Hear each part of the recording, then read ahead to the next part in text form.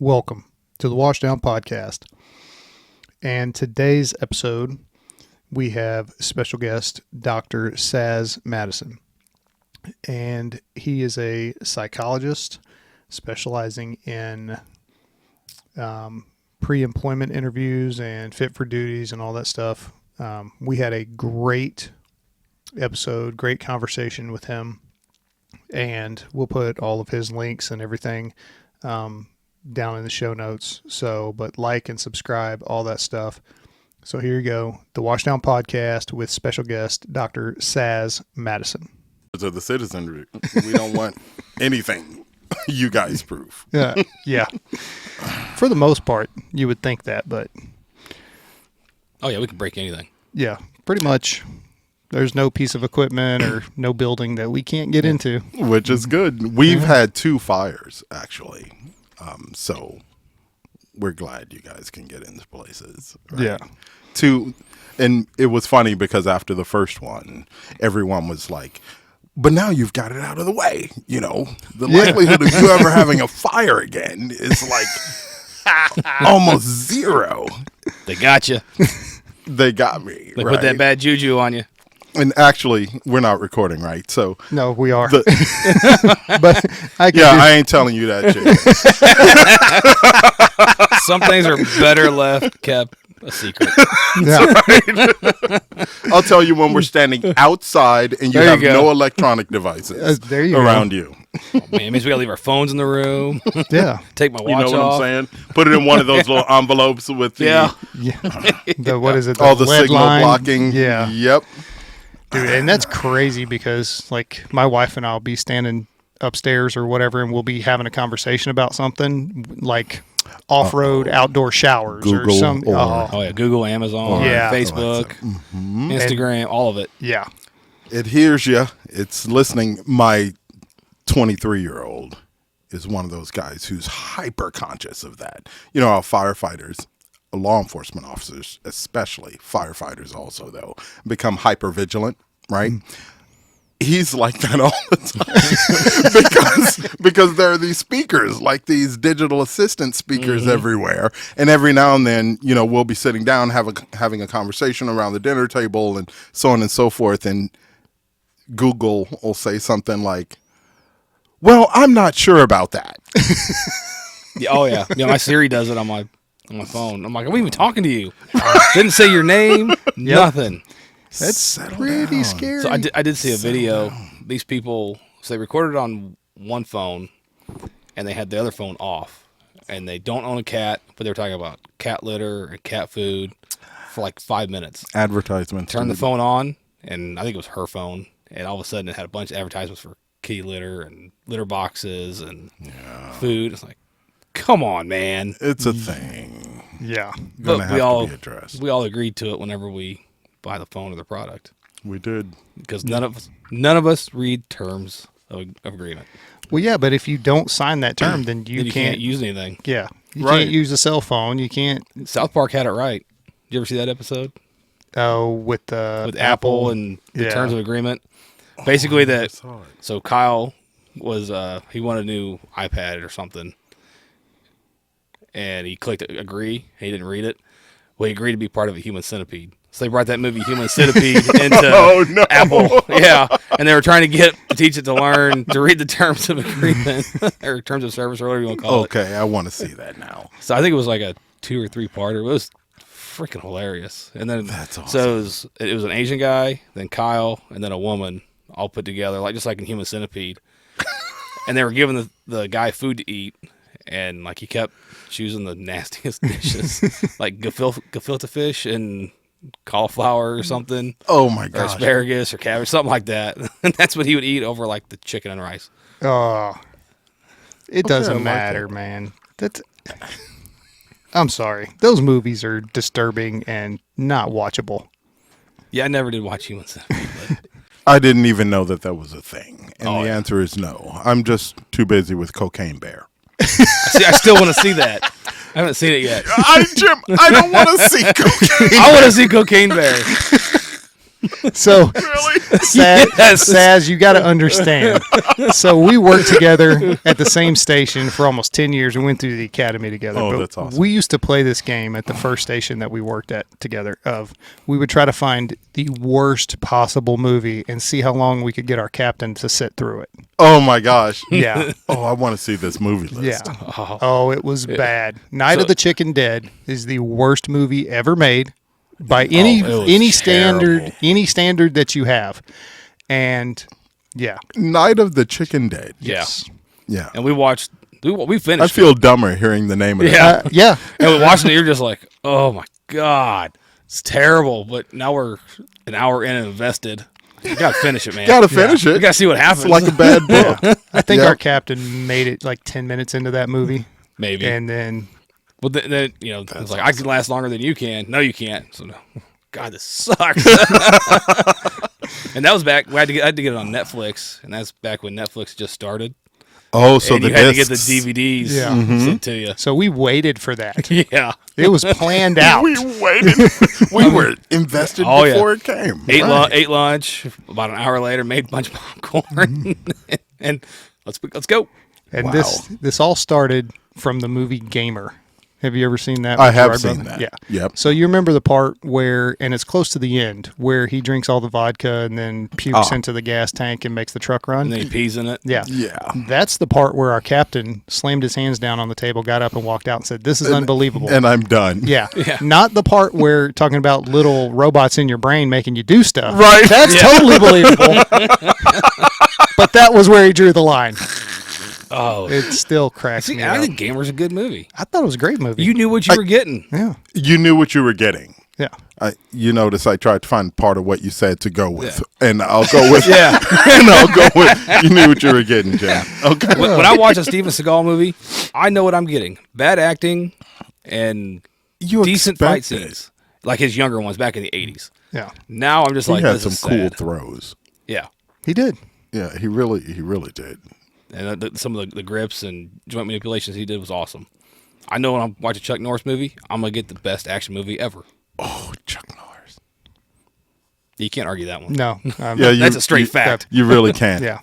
Chuck Norris would probably hear me and beat me up. Oh yeah, He wouldn't beat me up. It would only take one kick. Yeah. Man's 175 years old and he can still beat everybody. Actually, it's Him and his total gym. It's probably true, and he probably is really 175. I think he's 85 now. Probably. What was he in? He was in what is that movie, guys? Which It's one? got The I know, right? Expendables 2. I nicely think? done, like Yeah. Expendables 2 or 3. Yeah. When all of them were in there, Jean-Claude Van Damme and Yeah, all that was those, the second one. and yeah. all those guys, and Chuck Norris was there, and it's like, well, now whatever the problem is, Yeah, it's fixed. It's going to be handled, Yeah. and they acknowledged that in the movie. Oh yeah. Yeah. He's the lone wolf. And Yep. he made the Chuck Norris jokes. I loved it. Yep. Which really meant they were true because they. Oh, yeah. He Yeah. said them. Well, I mean, it was a cobra. We know it was a rattlesnake. That was a true story. So it just had the venom taken out, and it really did bite him, and it really did die 3 days later. But Wait, that's not. yeah, is that he true? he told the story. Whenever they were filming Walker, Texas Ranger, Yeah. and I remember the episode. Yeah. Oh Like, he's out like riding a horse and falls off or something like that, and then this rattlesnake bites him, and then he's like in the show, like kind of wandering around and like trying to find help and all that stuff. Right. Well, those rattlesnakes they use in the movies, they've all been defanged and devenomed. That makes sense. Yeah. So That makes So sense. I'm guessing the defang and the venom thing and probably an age of the snake all played a factor in that snake dying. yeah, It And the just fact works. that it was Chuck Norris. And yeah, Chuck I mean, Norris yeah. he bit. If I bit Chuck Norris, I'd probably die like 3 minutes later. I was out going to of say, fear. I'm not yeah. sheer intimidation. Yeah, like I don't want to fight that guy. Even at 85, I think he's 83, 85, 88, somewhere in there.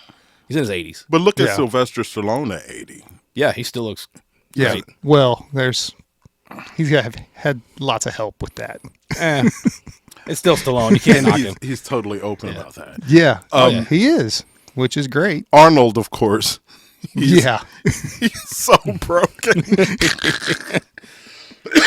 But he laughs about it show. now. He's He got a new laughs show, about it now. Fubar, on Netflix. Yeah, haven't Yeah, seen I've it been, yet. I haven't seen it yet. I've I been want seeing that. But I Yeah. watched a clip of it, and that had me laughing pretty good. Yeah, that looks. His daughter's like a CIA agent. Yeah, or he's something. like the top CIA agent, and they're retired or something.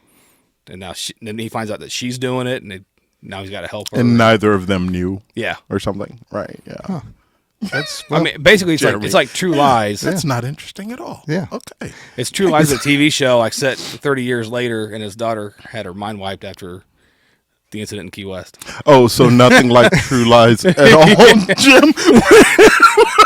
Well, think about it. In True Lies, what was he? He was a spy that nobody knew about. That Yeah. his wife didn't know about. And then they That's true. found out when Jamie Lee Curtis and Eliza Dushku got kidnapped. Yeah. You're good with actor names. Oh, that's our thing. We go back and forth with it. Yeah.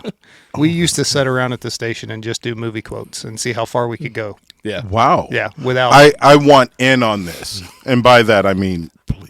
So, I'll just lose. so back in our 20s, I used to play a drinking game with celebrity names. So the first letter of the last name had to be the first letter of the first name of the next celebrity. And if you did a double, then the person had to drink. And if you couldn't think of one, you had to drink. What would you do once they drank so much they died? We never hit that point. We were 20. Oh, okay. You couldn't kill us. We were in our 20s. We were invincible. Oh my But goodness. it was a fun game Well, Oh, okay. in our 20s because, that was 20s. since we've been rambling for like 10 minutes now, Saz, welcome to the show. Thank you Dr. very Madison. much. Jeremy. Thank you very much, sir. It's a pleasure to be here. I think that's what I'm supposed to say, right? Sure. It's a pleasure to be here. Yeah. Thanks. Man, I like that he lies to you because it's not a pleasure to be here. It's a pleasure to have him Listen. here, but I got to deal with this. I put the hashtag fire Chris Yes, on the hashtag last, fire Chris. and I got no comments. Just, So it takes time. Oh no. You don't, with a snowball, it takes I'll one tell you what. snowflake and then you keep adding to it. I'll tell you what, And then it after starts we- rolling. after we get done with this podcast, we'll do an Instagram video and we'll put that on there so everybody knows that it's It's real. real, that it's a legit. thing. Yeah. Yeah. So he jokes that I won't fire him and he can't quit. Oh right. So Yeah. you're just here in perpetuity. I'm stuck. Yep. No matter what I do, Yep. I can't get fired. I'm unfireable from this podcast. Yeah. It's like he's a union or something. You're a fixture. Yeah. Yeah. I'm a staple now. There you go. I'd rather, fixtures are at least more complex than a staple. What a simple tool. That's right. Simple is the best. You're It's more than a effective. staple, dude. It's so effective. Why try and make it better if it works perfect already? Right. There's that. Oh my goodness. Simplicity at its best right here. Well, Saz, why don't you tell us a little bit about yourself and what you do? Okay, I sure will. So right now, because my life has had a number of iterations, right? I've been me in all of them. But right now, I own Forensic Psychology Associates, which is a police and public safety company. Primarily, what I do is I'd like to think that I advocate for public safety, right, for my fire agencies and for my police agencies. And I also have 4 federal agencies. So for about 50 agencies in the region, I provide pre-employment evaluations, fitness for duty evaluations, promotions evaluations, but I also do safeguards and management referred counseling and so on and so forth. I also go around and talk to agencies and members about challenges they might be experiencing and so on and so forth, and other ways that I might be able to contribute. Before I was in academia, so for 12 years, I taught at a private university here in the city. And it's interesting because my area of specialty in graduate school in my Ph.D. program was in treatment. It was anxiety disorders, right? And my area of specialty in research was I developed a measure of interpersonal problem solving. I started that during my first master's program. And during my second master's program, I completed it and then did my dissertation on it. So that's my specialty, right? Interpersonal interaction, interpersonal functioning, and then anxiety disorders and treatment. So what did I teach?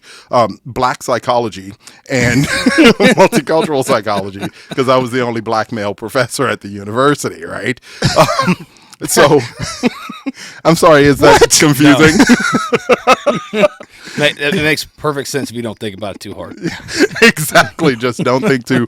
And that was very much the way I ended up in it. So picture me, I'm a, first year untenured, assistant professor. And I have the people in charge come in to the office and they're like, so, Dr. Madison, yeah, have you thought about teaching and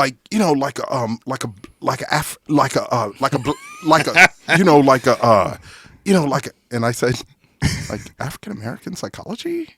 And they go, yeah. Oh, so you've been thinking about it. It's like, oh, that's awesome. That's so awesome. And so here's me untenured. Yeah. Yeah. I can do that. I can do that. So for the next 10 years, I taught African American psychology with a sort of black psychology bent, and because those are different, and multicultural psychology. And to be honest with you, I ended up loving the topic, and I ended up loving the material and the engagement with the students around this material, right? So what's the difference in black psychology and then psychology? Oh, wait, black psychology and psychology, or black psychology and African American psychology? So because it sounds like that it's specialized to the African American or black community, as opposed to where psychology for so long was just psychology. Is right. The way it sounds. Okay, I see what you're saying. So think of it in terms of a, as you said, specialty area within the field of psychology.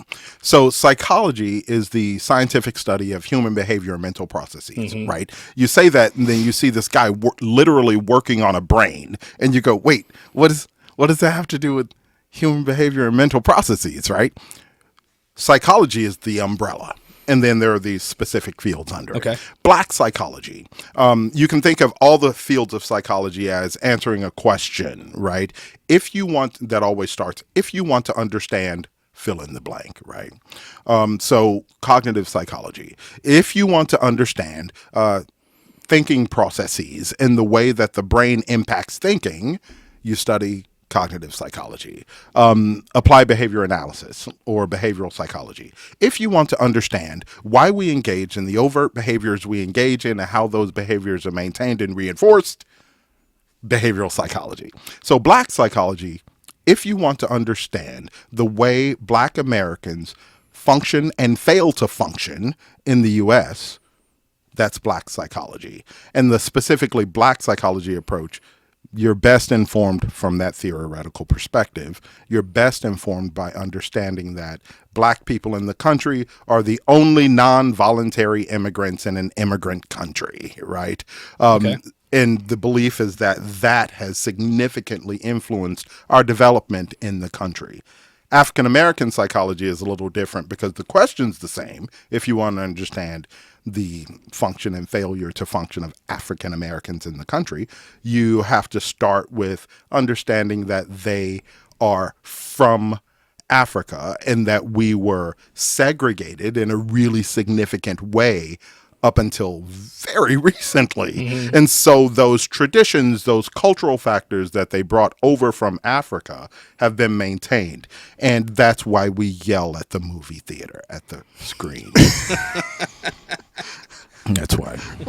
That's why we're okay if we're a little bit late. You know what I'm saying? African Americans' perspective on time is very different from the Eurocentric perspective. Oh, I love lying too. You mentioned that earlier. Okay. I don't lie. I might stretch the truth a little bit, but I don't tell an outright lie. Yes, sir. Yes, sir. From a certain point of view. Yeah.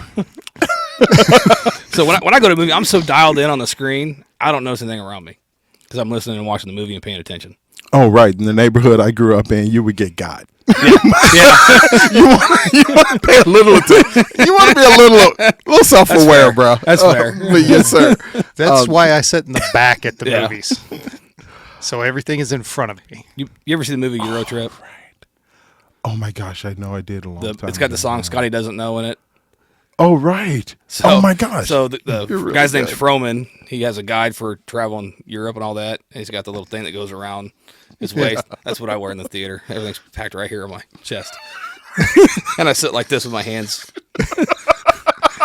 That way I can't get got. Can't get got then. I mean, you'd have to be really, really clever. Yeah. I'm like, right here. That's impressive. So how did you go, or what made you make the decision from going from academia into, I guess we could call it, out into the field, and then focusing, focusing with I missed police practice a lot. I really did. Before I came back to Missouri, I did my undergrad here in the Kansas City area, right? And then I went to graduate school in Michigan. So I lived in Michigan for 10 years. I was not part of the militia. And while I was up there, starting in my first master's program, so this is in like 1995. I'm real young, by the way, in case you can't tell by the way I look. During my first master's program, I helped out with a violence intervention training for Isabella County. It was actually Isabella County Police.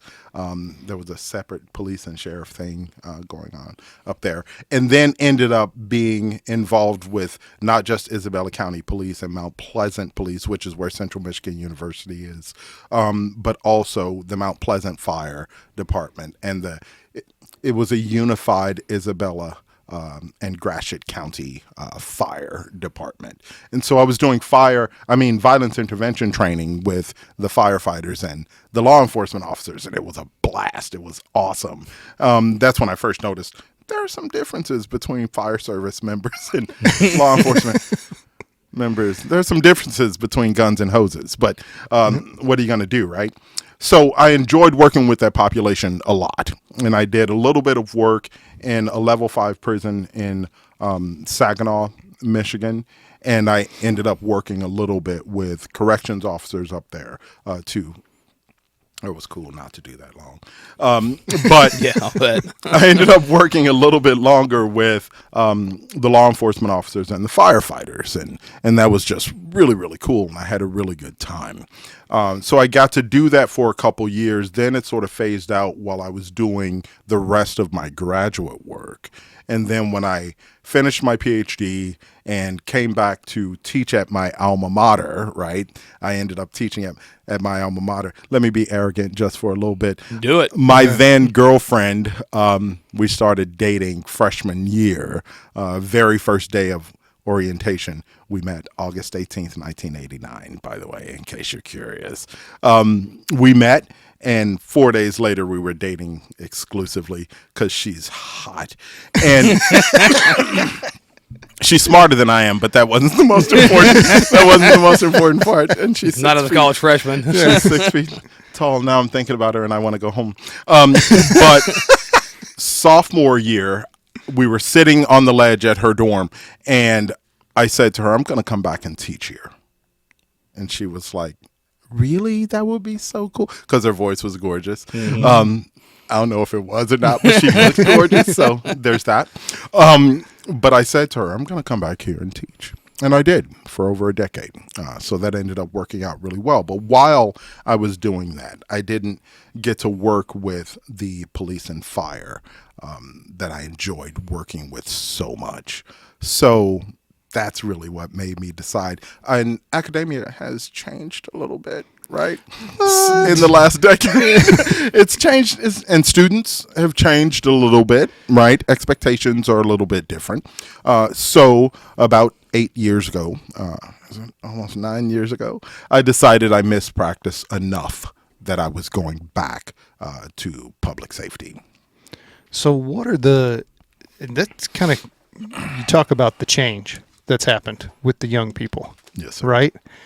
What's the biggest change that you've seen in that past 8 years with the new applicants trying to come in? Oh, my. Okay, so in the past 8 years, there have been two fairly significant shifts, actually, because you might not be surprised to learn that there was a shift that occurred post-2020. also. Hadn't heard about that one. Yeah, I'll let you know. There was some stuff. There was some stuff that happened. I think there was a car accident somewhere or something. Yeah, in 2020, and it had a significant impact on the country and on applicant pools for fire service and law. So what I noticed when I first came back around 8 years ago, in terms of the difference from when I was doing it before, and remember that had been a more extended period of time between when I came back 8 years ago and when I had been doing it in the late 90s and early 2000 aughts. Do people use the term 2000 aught in the aughts? I mean, I don't, but I've heard it before. Okay, I can't say I've heard but that one. You guys can. You're the guest. You can edit out the nerdy professor speak, right? Nope, we love it. Whenever I would do that and my wife hears it, she would say, "Stop, human speak." And she would like do the ASL sign for no, like human speak. But late 90s, early 2000s, when it was before. And then when I came back like 8 years ago, there had been a shift. That shift was more subtle.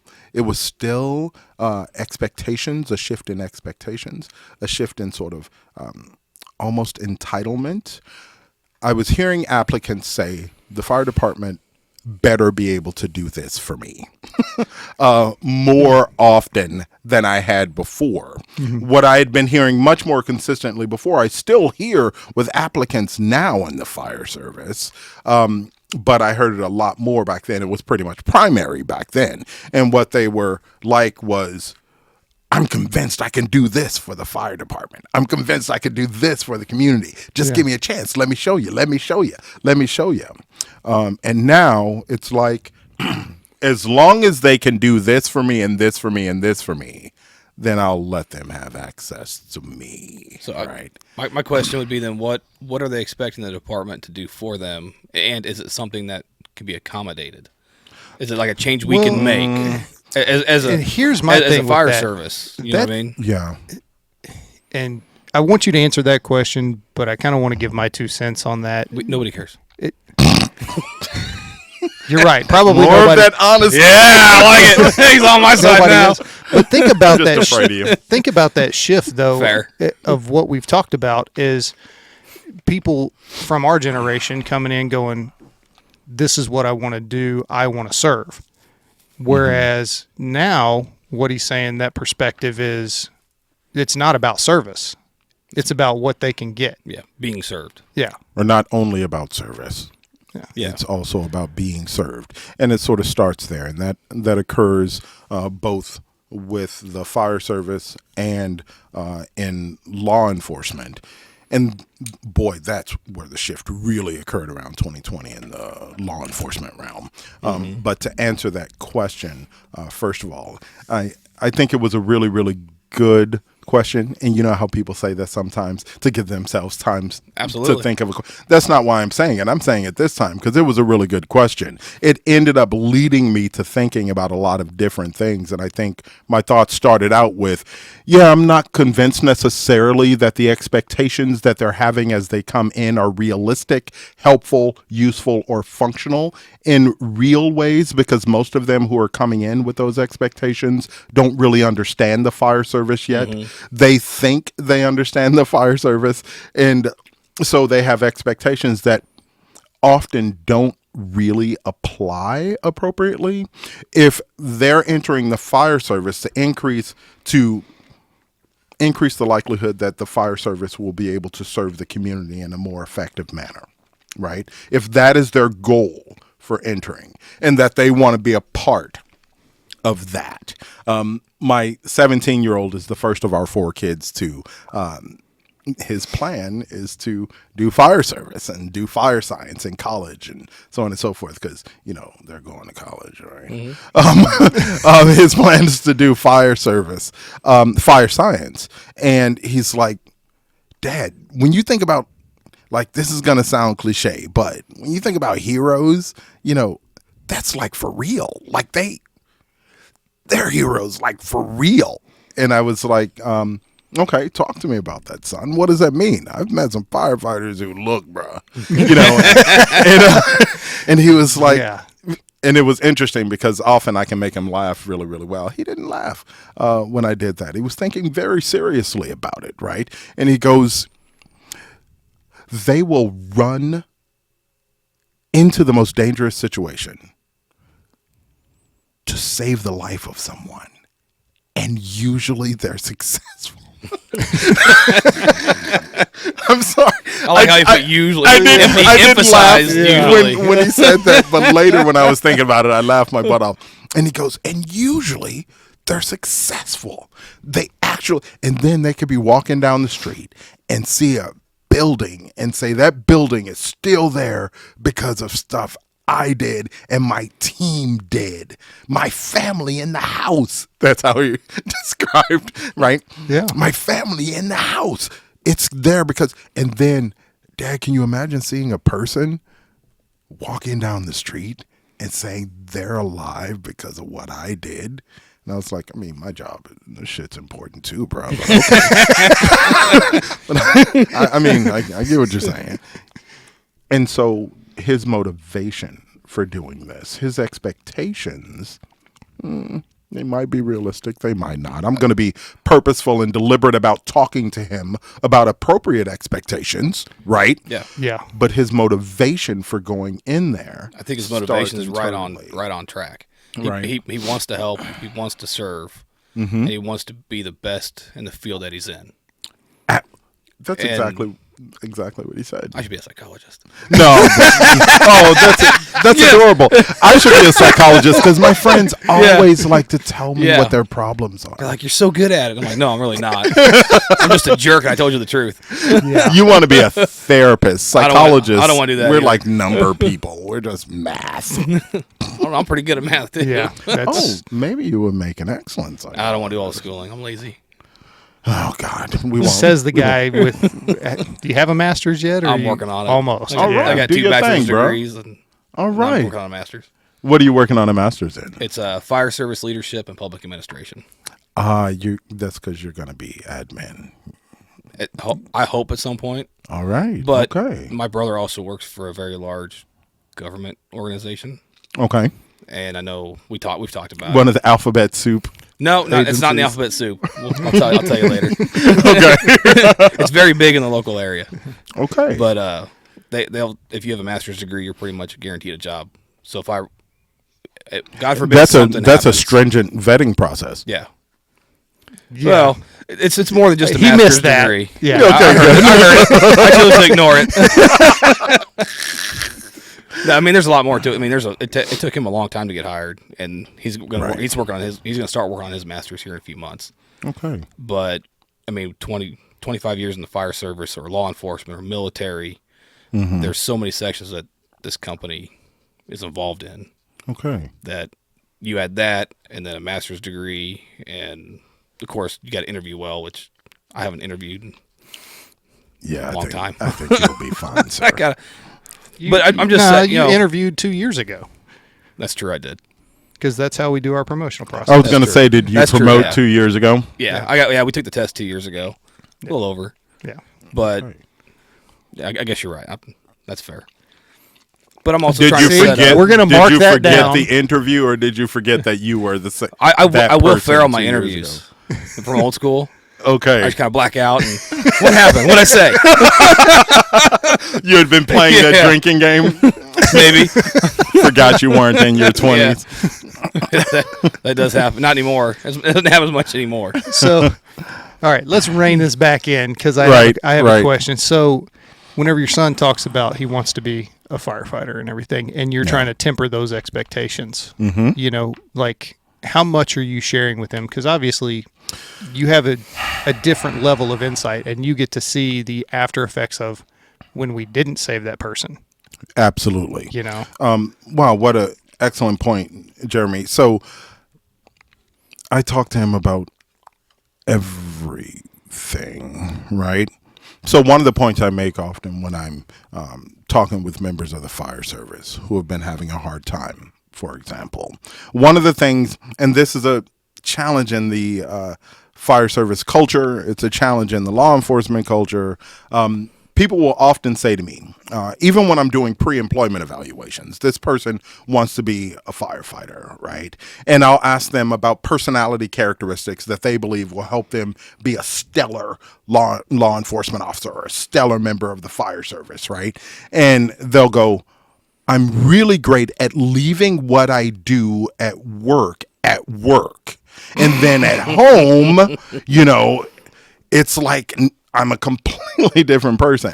And typically I'll say, I've had very few candidates who have a brain they use at work and then a different one they put in when they get home. Ha ha, type of thing. And typically they'll look at me like this. Right? Because of course there's no way that you can leave what happens at work, and what happens at home. But people are convinced that that's the way to do it and be healthy. And one of the sort of adverse effects of that, unfortunate effect of that, is they also espouse the idea you don't talk to your spouse or your partner or your significant other about what you experience at work. You don't want them to worry. It's just too much, right? You protect them, like you go out and protect the community. You protect them from that. You insulate them from that. And the whole time I'm hearing that, I'm like, oh, crap, right? You're already set up for failure. You are absolutely set up for failure. So does that mean that I go home and I say, this is the amount in terms of volume of viscera that I saw today, right? This is the number of exposed brains and burned bodies that I encountered. This is the number of times I tried to save a life and was unsuccessful today. Actually, that one you might actually mention. But what do? We go home and we talk about our experience. What does that look like? What does that sound like? If I'm at work and I experience something that's really hard and I end up really sad, right? That's what my spouse wants to know. My wife doesn't want to know the details about where the sadness came from. She wants to know that I'm thinking about this and that it affected me. That'll also inform her, help her understand a little bit. Oh, this is what's going on with him, right? I'm feeling really sad. I'm feeling really upset. Or something happened with admin at work and I'm so pissed off and I go home, but I'm insulating my wife from my pissed off. Don't worry, right? Yeah. Insulating like... Mm-hmm. I'll be in the garage. Yeah. Exactly. Not insulating, but isolating. That was some clever stuff, man. That was really good. Guilty of it. 100% guilty. I think often we are. We will isolate, but hopefully we're doing it in a way that facilitates the relationship. Let's say I typically... I'm going to recognize that I have crap going on that's going to impact the way I interact with my spouse or significant other or my partner, right? And I have it going on so much that it would probably be a good idea for me to step away a minute, knowing that I'm going to come back and engage this with her. Then that's cool, right? That's actually perfectly fine. It's like the old idea of stopping count to 10, which for decades, that's all we said, do. Like that would be enough, right? And I'm sitting here thinking of 10 reasons she's pissing me off. so on and so forth, when really it was what happened at work. So instead, what I do is I go home and I say, honey, look, oh my God, I was so pissed off today at work and I'm still feeling pissed off and I hate this, That's all it takes. And I'm sharing everything she wants to know, because what she wants to know is how I'm doing. You get what I'm saying? Mm-hmm. She wants to know what's going on with me. And as for the don't want her to worry part or don't want him to worry part, man, the stuff they'll imagine if you're not open and honest with them. They're going to worry anyway. And it'll often be worse even than what you're going through. And even when you take a shower, you come home, you still smell like smoke. Right. So no matter what, they know. Yeah. And all your stuff. Yeah. Yeah. Yeah. My wife, she kind of equates it to Mad Libs. They're going to fill in the blanks. They're going to fill in the blanks, man. I mean, they definitely are. Yeah. So leave as few blanks as possible. I like to manipulate my wife, so I leave no blanks. She doesn't get to contribute. Perfect. Keep that thumb on her. That, man, so much. She's taller than I am. She's smarter than I am. She's cooler than I am. I can't let her have any control. I'd be screwed. One of these days she'll realize and be like, I could do better. I'm waiting on my wife to hit that. One of these days, we've been married since 1995. It'll be 28 years in August. Congratulations. Yeah, she realized that crap in like 1995. You know what I'm saying? Like we got married August 5th, 1995. She realized it like August 5th late. Like 11:59. Yeah, because up until 11:59, she was. I know my wife. She was pretty pleased. I'm still waiting for her to come and be like, you know what? I'm gonna go do better. I'll see you later. You can have everything. I'm good. You can have this stuff. Yeah, this is yours. Right. See ya. In the house that's nicer than Jeremy. Yeah. Yeah. Yeah, we both know that's not true. 100% true. My house is lived in. You can tell if somebody lives there. That's the thing. Right. Mine is the same way. Okay, I'll be honest. Actually, I'm kind of a neat freak, right? I wish I was. And I am uncomfortable, and I want you to note the way I say this. I am uncomfortable when the house is not in a condition that I'm comfortable with, right? You notice I didn't say my sons piss me off when they leave messes around the house, or I get really annoyed when my wife does blah, blah, blah, right? Because who's responding to the house? It's you.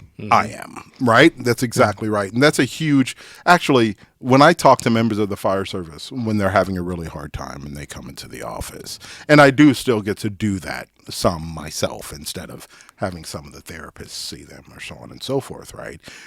I'm often thinking in my head, when this member leaves the office, what is the one thing I want to make sure that they leave with, right? And for me, it's really this idea that you and I have sort of joked about a couple times. This idea that external forces, including people, determine my emotional experience. No, that is simply not the case. And as soon as we get to a point where we realize that not only do external factors not determine the way I experience the world, the way I feel, the way I respond, but I have the power to determine the way I act, the way I respond, the way I feel. There was this philosopher, he was a Stoic, which is, you would think, yeah, that's not you, right? Epictetus. I am not the most stoic person in the world. I wear my emotions like you sit in the theater, right? It's right here, right? But his name was Epictetus, and what he said was, paraphrasing, right? I can't talk like 2,000 years ago speak. You can't do the Greek speak. I hardly ever speak in Greek naturally. But he said, people don't make us happy. People don't make us sad. People don't make us angry, frustrated, or afraid. We make ourselves happy, sad, angry, frustrated, or afraid in the way we respond to them. Once I got to a point where I realized that was true, it completely changed my entire world, man. And I was prompted to do it because that girl who I told I was going to come back and teach at our alma mater, she, surprise, surprise, is my wife. And when we got married, she had just finished grad school. I had taken a year off after undergrad to work at Baptist Medical Center on their adolescent psychiatric unit. That was a blast. And we went to Michigan for me to start graduate school. And it was Central Michigan University. It was a tiny town besides the university, right? And since I was black then too, most of the comments I got was typically, "Oh, are you on the football team? Are you?" Oh no, I'm here. I'm in. I'm going to be in this PhD program. You should have told me you were on the tennis team. Actually, The hockey that would have team. been a really great. Yeah. Actually, okay, be careful there because I love me some hockey. So I'm just. You're the I'm only just one saying, sitting at this table that does. I will not disrespect hockey. I love the idea of not having my front teeth. So, I just like the fights in hockey. It's the only sport where, like, finally, they can hash out their issues. I find myself sitting in the stands saying, "Guys, he didn't piss you off. You pissed yourself off in the way you responded to him." Right? That's me. Happiness is a choice. It totally is. We say that like it's a funny thing, and it is a funny thing because but what's funny about it is it's funny that we don't realize that crap's true. Yeah. So we're in Mount Pleasant. This is the environment. It's like the first year we're at this little diner where it's a popular place in the town to have breakfast and so on and so forth. And it was late in that first year that I was there. So it was early November in Michigan. Early November. Yeah, it's cold. It's cold. Snowing right? already. Yeah. And hunters, right? Hunting season, like rifle season opens, right? So we go out to breakfast, and there's a bunch of hunters coming in because they've been out now for 4 hours doing their thing, and we sit at this table, and these guys, hunters, come in and sit at a table that's sort of right behind us, right? And they start making comments, right? One of them, I was about to say the comment was relatively innocuous. It wasn't, but it was one that. But he was like, "You notice how many, like." Actually, he didn't say how many black people. He said, "You notice how many colored people have been showing up in the town lately?" And I was like, "Oh, Jim Crow? I mean, is it 1932? So on and so forth." And so I heard that. I don't think my wife did. I don't think she did. But that was the first comment. And then that changed from colored people to niggers, right? Mm-hmm. And then it got louder, right? The comments. And my wife, I look over, and she ain't no joke, by the way. And she's looking angry, and she's looking frustrated. And You start stretching. Type of thing. Exactly, right? Like, this is going to happen. Here we go. She's getting stuff out, Yep. getting ready, right? And I'm like, okay, it does look like she's going to say something or whatever. We've got to go. How am I feeling at this point? I'm terrified. Super sad, super hurt. I think if I dug down a little bit beneath the fear and the anxiety and the worry and the disappointment, I think there was some anger too. The anger came later. I was too afraid and uncomfortable to be angry at that point. But my wife's like, "No, we don't need to." I'm like, "Hey, let's go," right? And so we walk out, and I'm tearful and upset, and And my wife said, "I hate that they can make you feel like this."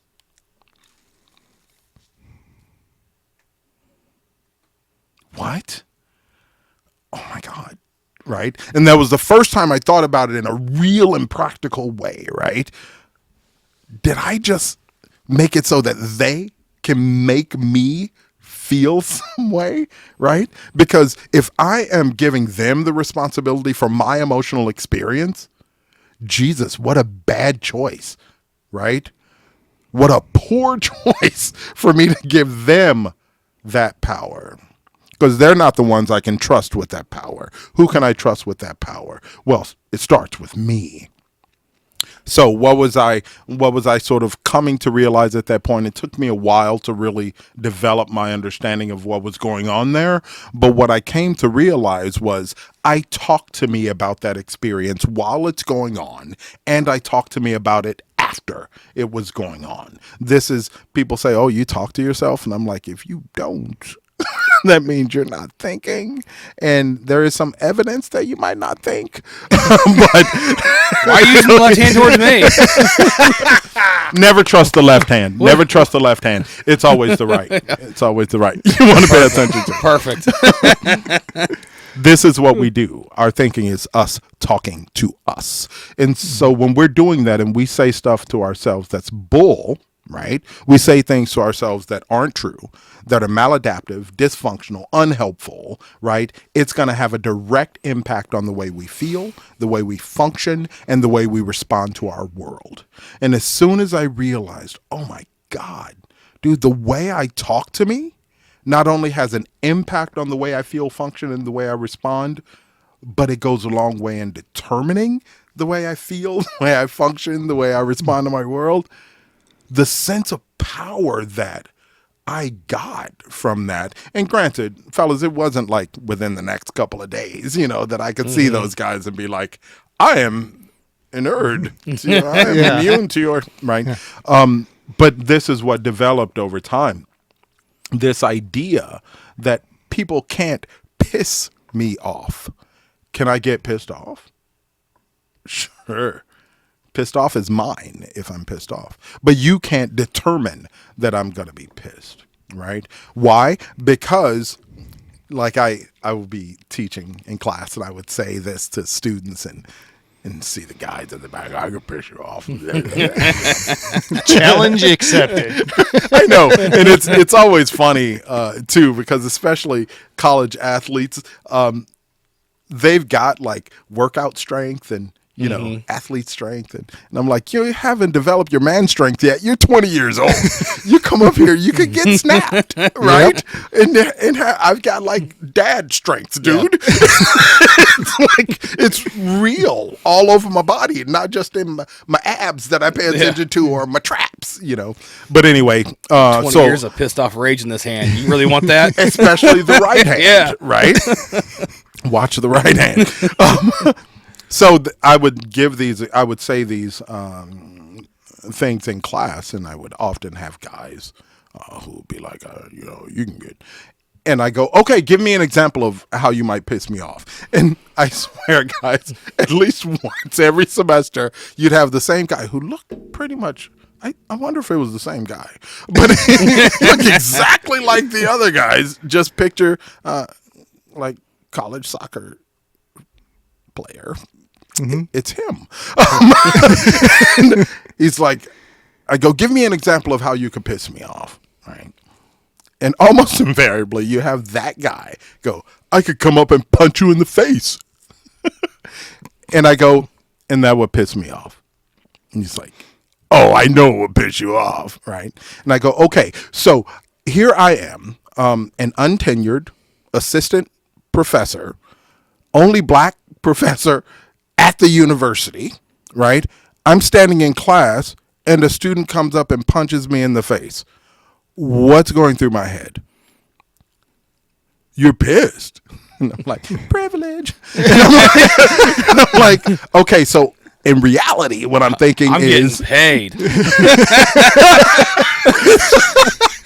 Was that wrong? That would have been awesome. This school didn't have any money.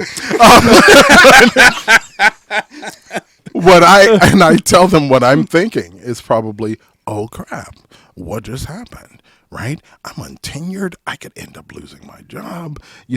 I know these entitled kids, their parents are going to be up here in like 2 seconds, going off on I'm going to, what am I going to do? There's no way I'm going to get promoted. So what am I experiencing? I'm experiencing anxiety, right? Mm-hmm. I'm experiencing worry, right? Mm-hmm. I'm experiencing probably some frustration, right? I haven't had time for any anger yet, right? Did his punching me in the face cause anxiety? Did his punching in my face cause worry?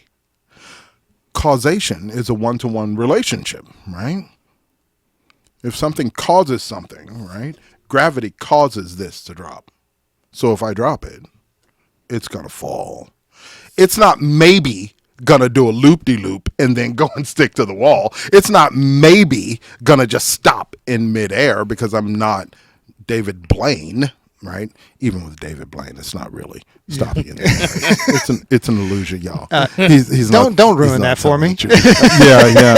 I'm pretty sure he went to sorry. the American version of Hogwarts. I'm here Just for saying. I'm here for truth. Yep, that doesn't exist either. That's really unfortunate. See, you say that, but even in the movies, the Muggles don't know Hogwarts is there.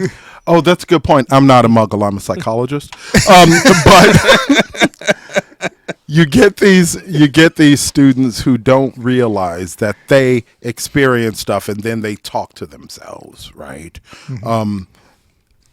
Actually, I'm sorry. I keep looking at you now because I'm thinking, driving on the highway, right? And have either of you ever been cut off on the highway before? Oh, yeah. This might be dangerous given your service orientation, but if you've ever been driving on the highway and been cut off before, right, and you had to like evade or step on the brakes or so on and so forth, right, and you think to yourself, one, right, it's not really one. No. You're doing it, and it's the one finger howdy. Exactly. The one finger. I'm going to use that word. I just promote him like that. Like you've been promoted. Yeah. Right. To one. Yeah. So getting cut off in traffic like that, does it piss you off? Right. And I want us to think about it. You're already nodding. Yes. So So I think it's because our expectations are higher than others, and I expect you to not cut me off and be a dick because you know the rules of the road. That's so funny. Expectations. What a great example. Expectations are demands. Expectations are demands. And when demands aren't met, we typically get really, really upset. Mm-hmm. And instead of questioning our expectations, because sometimes those expectations might be bullshit in and of themselves. In fact, they often are bullshit because we haven't really thought about those expectations and sort of evaluated them for if they're real or not. Expectations for candidates entering the fire service, for example, their expectations are uninformed. This is what's happening when we have expectations of a dude driving on the highway who we've never met. We have no idea what's going on with them, yet we have expectations of what their behavior will be and how they should respond. The getting cut off on the highway thing, I think, is a great example because what do we say to ourselves? This asshole, right? And you didn't call him an asshole. What did you call him? Oh, I call him a motherfucker. Okay. This motherfucker. Yeah. Look, he could have, right? So on and so forth. This is how we talk to us. And then we feel angry. And I'm not making this up to make a point. And I'm not sure it's still true, but it was true certainly a little bit ago. When I worked at Gratiot Community Hospital, one of the populations they would send to me were people who were in rehab, right? OT, PT, speech pathology, after being involved in an MVA, right? Mm-hmm. So these are people who have had a stroke while driving, had a panic attack while driving, had a heart attack while driving, had a seizure while driving, and ended up in a car accident, right? And now they're in rehab and physical rehab and speech path and OT, so on and so forth. And then I would usually meet with each one of them at least once, and some of them more than once, right? So what's happening is I'm interacting with all these people who have been involved in motor vehicle accidents because of something completely out of their control. For the first 8 years, I'm not kidding. After that, I'd be on the highway and I'd see someone drive erratically or cut me off and I have to swerve. And my first thought is, oh my God, I hope they're okay. My first thought is, I hope they're not having a heart attack while driving, a seizure while driving, a panic attack while driving, so on and so forth. Why? Because my experience, especially my recent experience at that point, directly impacted how I talked to me about being cut off. So being cut off on the highway, you guys just lied to me and said it pisses you off, when actually it causes worry. So what the hell? It doesn't cause worry. I don't think I worry. So you probably don't. So you talk depends. To yourself differently. You say different stuff to you. But when you're it. talking, when you use an example of being cut off on the highway, so there's a difference in I'm cutting you off because I'm hauling ass and I'm a dick, to I'm having a medical emergency and how erratic their driving is. Right. And there's a huge difference in that. Actually, tell me, the guy who cut you off, can you think of the last time the last time it was on the way home you were today, this morning. That's awesome. All right. So tell me about the guy who cut you off. What was he like? What was he, a boxer's guy or a briefs guy? What was his relationship like with his mom? I don't know. I just know that he had a big truck that was lifted, and he had the balls hanging down off the trailer hitch. Yeah, he was that guy. Okay. So don't make this hard for me, man. Because I think it's pretty simple. Wait, there are circumstances under which there are circumstances that can increase the likelihood that you will talk to yourself in ways that will lead you to feeling anger. Yeah. Balls hanging off of the trailer hitch, that might increase the likelihood of talking yourself to yourself in ways that result in I also think anger. It goes back to, as a society, we know that we all agree, to be a polite society, we have a set of rules and laws. Yep. We as a society agree to those, that way we're all polite. When somebody says, fuck off, I'm not going to do that, that causes a problem for the rest of people in society. It sure does. It's selfishness. You're as one way as they can get. True. And I'm sorry, my response is going to be anger, because if I'm agreeing to it and you're agreeing to it and you are, and the other 100 people on the road are agreeing to it, what makes you special? You're a douchebag and your tires need to get cut and you shouldn't be allowed to drive anymore. Right. I hear you. I'm not going to go cut his tires or her tires or whoever. Sure you're not. But I hear what you're saying. And by I hear what you're saying, I mean, yeah, bro, that sounds good, but that's still not accurate. Here's why. It's still a matter of expectation. And if you really thought about it, and I want you to do it right now, it's an exercise. I want you to think about what your expectation is.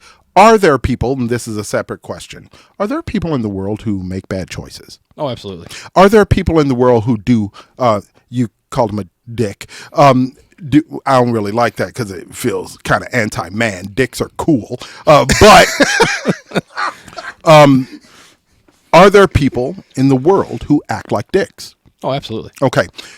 So you expect everyone to not act like a dick, even though you know there are dicks in the world. I expect people to act with respect. Help me understand that. So you expect even the people who are dicks to act like not dicks. Absolutely. And that makes sense to you. I will say to you, I will say to you, I sometimes expect a duck, right, to do my typing for me during interviews. Nonetheless, that's different. My expectation may not be met. This is what I mean by expectations.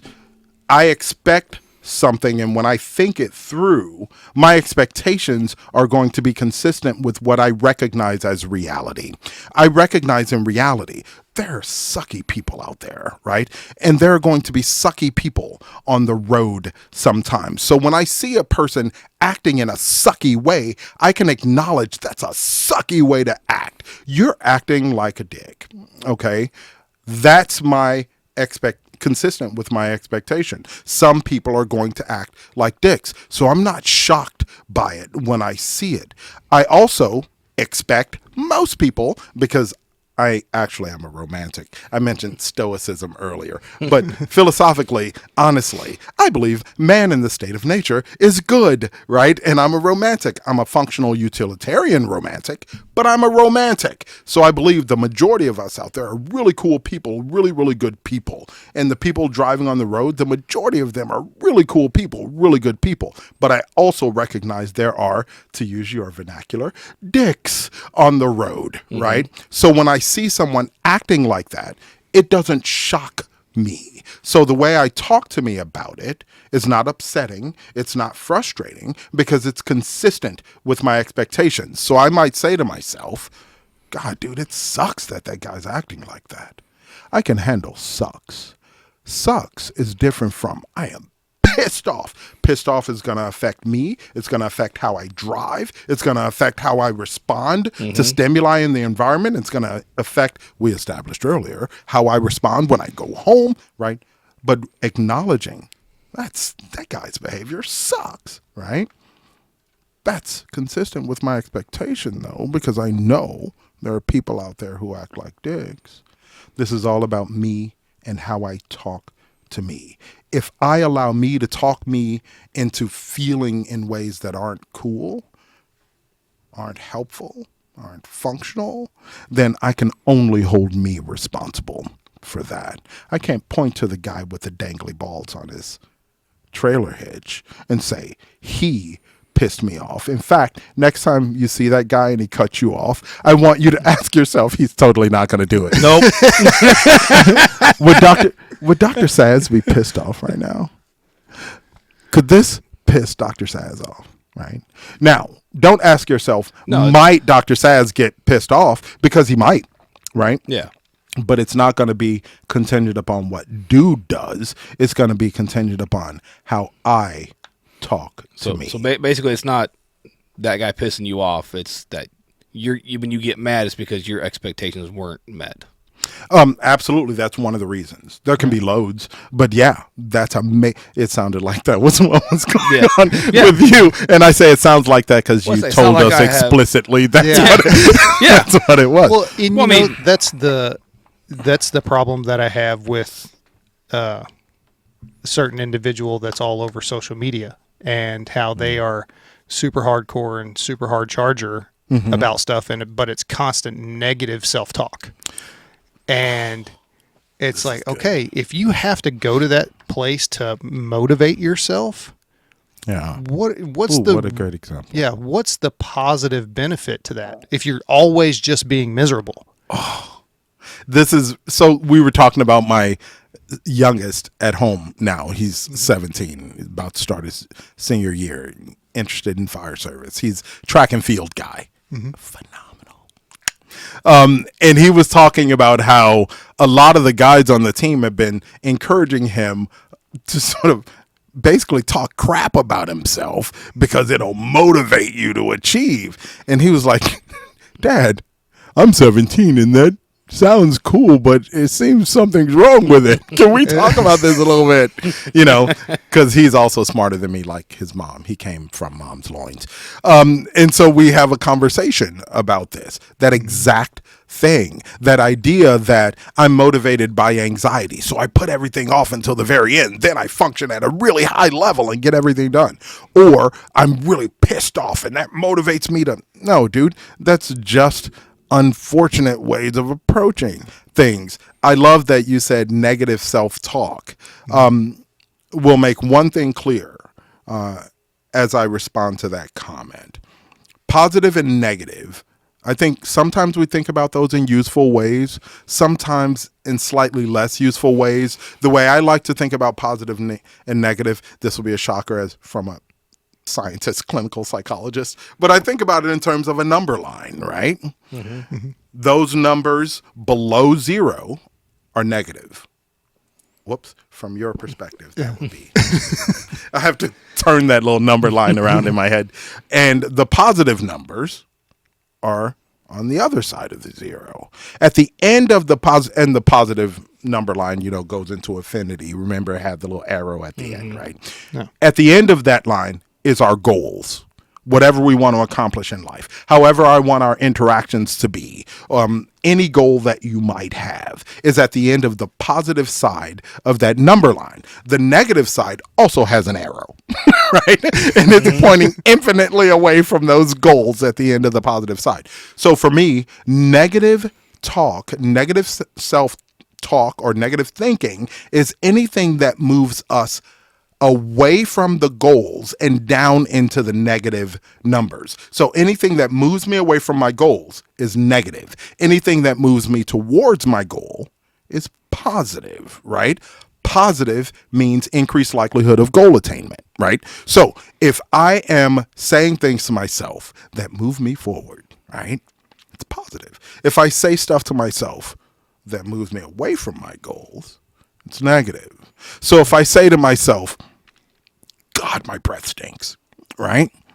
Is that negative? People go, oh, don't say such bad things about yourself. And I'm like, no, dude, that's positive, because I'm going to be talking to two gentlemen really close to them later, and I have a goal of presenting myself in not just a professional manner, but in a well-kempt manner. You know what I'm saying? So acknowledging that my breath is bad, I get to brush my teeth, thus increasing the likelihood that I can present in a professional manner. So sometimes things we think sounds negative actually results in increased likelihood of goal attainment. So really it's positive. So when I tell people, think positively, make positive comments, positive statements, what I'm really saying is a couple things. One, you have the presence of mind to have goals. Right? You have a goal for, when I interact with you guys today, I have a goal. I had a goal when I walked in the door, and that goal was to have positive interactions with you, right? For things to go well. And I also had a goal to have a little bit of fun, right? So everything that I do that increases the likelihood that that happens is positive. Anything I do that decreases the likelihood that that happens is negative. So for example, if while we were walking down the stairs, I turned around and pinched someone and then acted like I didn't, right? Had a big shoe print in his back. Turnabout's fair play. Just do what I've seen all the memes that I've seen lately is, the dad coming in and like throwing flour on the floor and then handing the flour bag to the kid. Yeah. And then the mom turning around and going, yeah, they did it.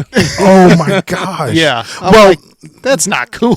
that could be positive though. If your goal is to sabotage your relationship with both your wife and child at the same time, then well done, Dad. Yeah. What a positive thing to do. And then if Mom wasn't mad. She just kind of like, it's a kid being a kid. right. Yeah, no. Remember I said I like the house kind of clean. So I have a goal of not flour on the floor. Yeah. So I'll do things that increase the likelihood that that goal will be attained, right?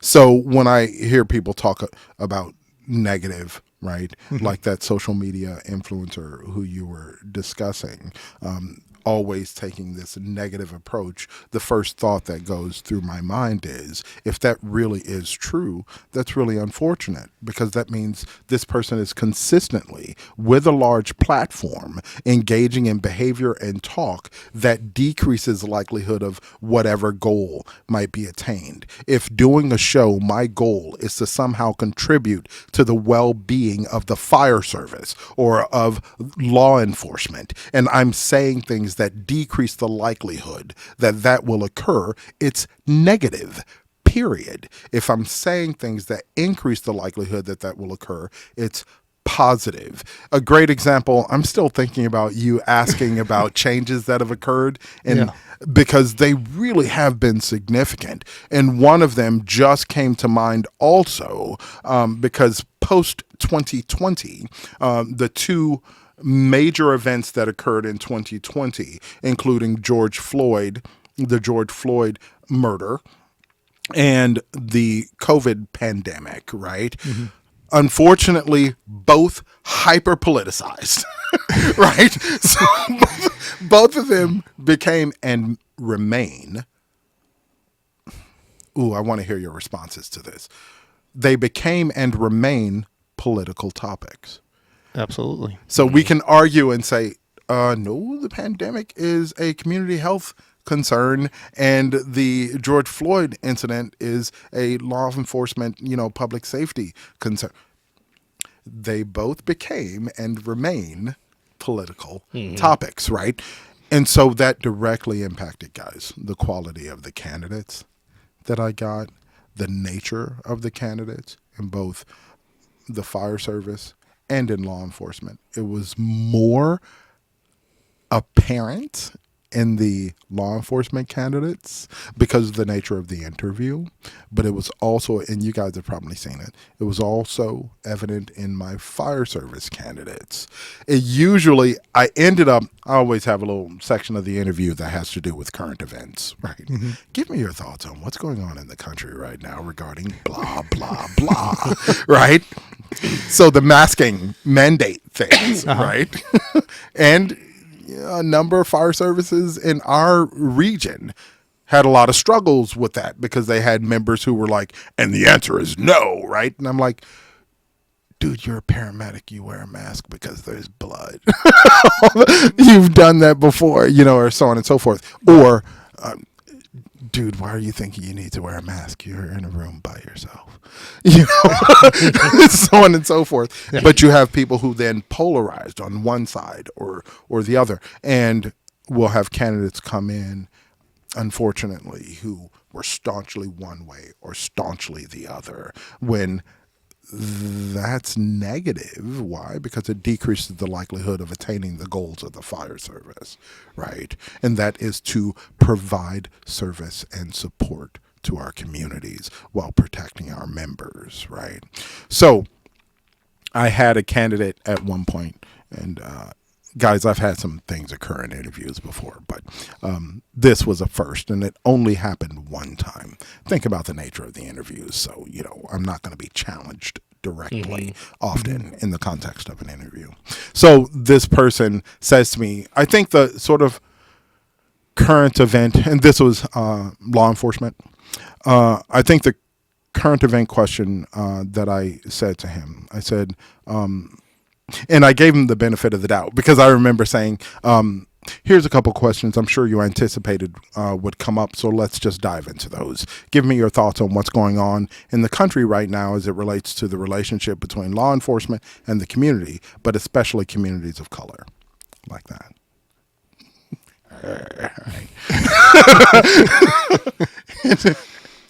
And he goes, did you go to any of those Black Lives Matter protests? Not relevant. Super relevant for the police psychologist, right? Because it's giving me insight into the way that he approaches things and the way that he thinks about things, right? Not germane. Yeah. Nope. I back up. You're accurate, not relevant, but germane, right? Okay. So he asked me that. And I said to him, wow, unexpected question. And I said, what do you think my answer would mean to you? Like psychologists. What would my answer mean to you?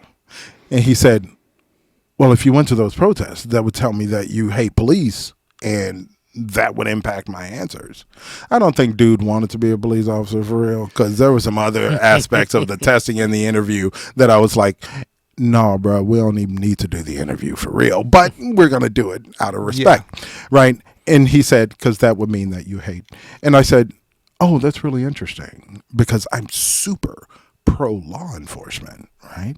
In fact, I'm so pro-law enforcement that I hate problem officers who misrepresent law enforcement. In fact, I hate them so much that I don't want them involved in law enforcement because they are not representative of law enforcement. And I'm super pro law enforcement. And he goes, that's really confusing, because you wouldn't go to a protest if you were pro law enforcement. And I said, okay, this is inappropriate because you don't make fun of people in an interview, but I totally do. I said, you can go to a protest if you're pro law enforcement. I mean, it's in the name. What name? And I didn't say protest, but I said, okay, never mind. We talked about some other things, but that idea was interesting to me, and I had heard it loads of times outside because I do know some super pro law enforcement people who participated in the protests, and they were like, we are protesting problem officers. These are people who are aware that problem officers, and this is the case nationally, right? If you collapse across size of agency, whether it's a rural agency or a suburban agency or an urban agency, so on and so forth, collapse across those variables. Problem officers make up on average between 4 and 5% of the average agency, right? By the way, interestingly enough, in the fire service, it's the same percentage as in law enforcement. Which I would have said we're higher because, but whatever. Actually, problem. That's your expectations getting you again. They refer. Nicely done, brother. I like smart people who can maintain new information. So you get these people who have very poor expectations is really what's going on here, but it happens in law enforcement, and it also happens in the fire in the fire service. Well, you've got me stuck on the expectation thing now. Sorry. Because no. I don't want to mess up your point because I think you're making a great point. Yeah. You don't even know what point I'm making. Maybe not. I don't know. No, that's good. But I saw people both in interviews, of course. They would say things that intimated that, but they wouldn't challenge it directly. Outside of interview context, I heard it often because in both the fire service and in law enforcement, problem officers, referred to in the literature as problem members in the fire service, make up on average between 4 and 5% of the average agency. They're identified as problem officers and problem members because they account for more than 93% of civil complaints, civil liability, and civil lawsuits. So you have about 4.5% of officers and members out there accounting for more than 92% of civil complaints, civil liability, and civil lawsuits. So this person who is pro law enforcement involved in a protest, and they're out there protesting law enforcement, they're out there protesting problem officers. That's their motivation. I'm thinking about a conversation I had with a buddy who ended up getting arrested at a protest. And he's a really, really good guy. If you guys met him, you would not put a footprint on his back because you'd be like, what a sweet guy. I'm going to let his pinch go. I'm not going to kick anybody in the back. He's such a sweet guy. You're going to see it coming. Okay, now I'll give you some myself. That was well done.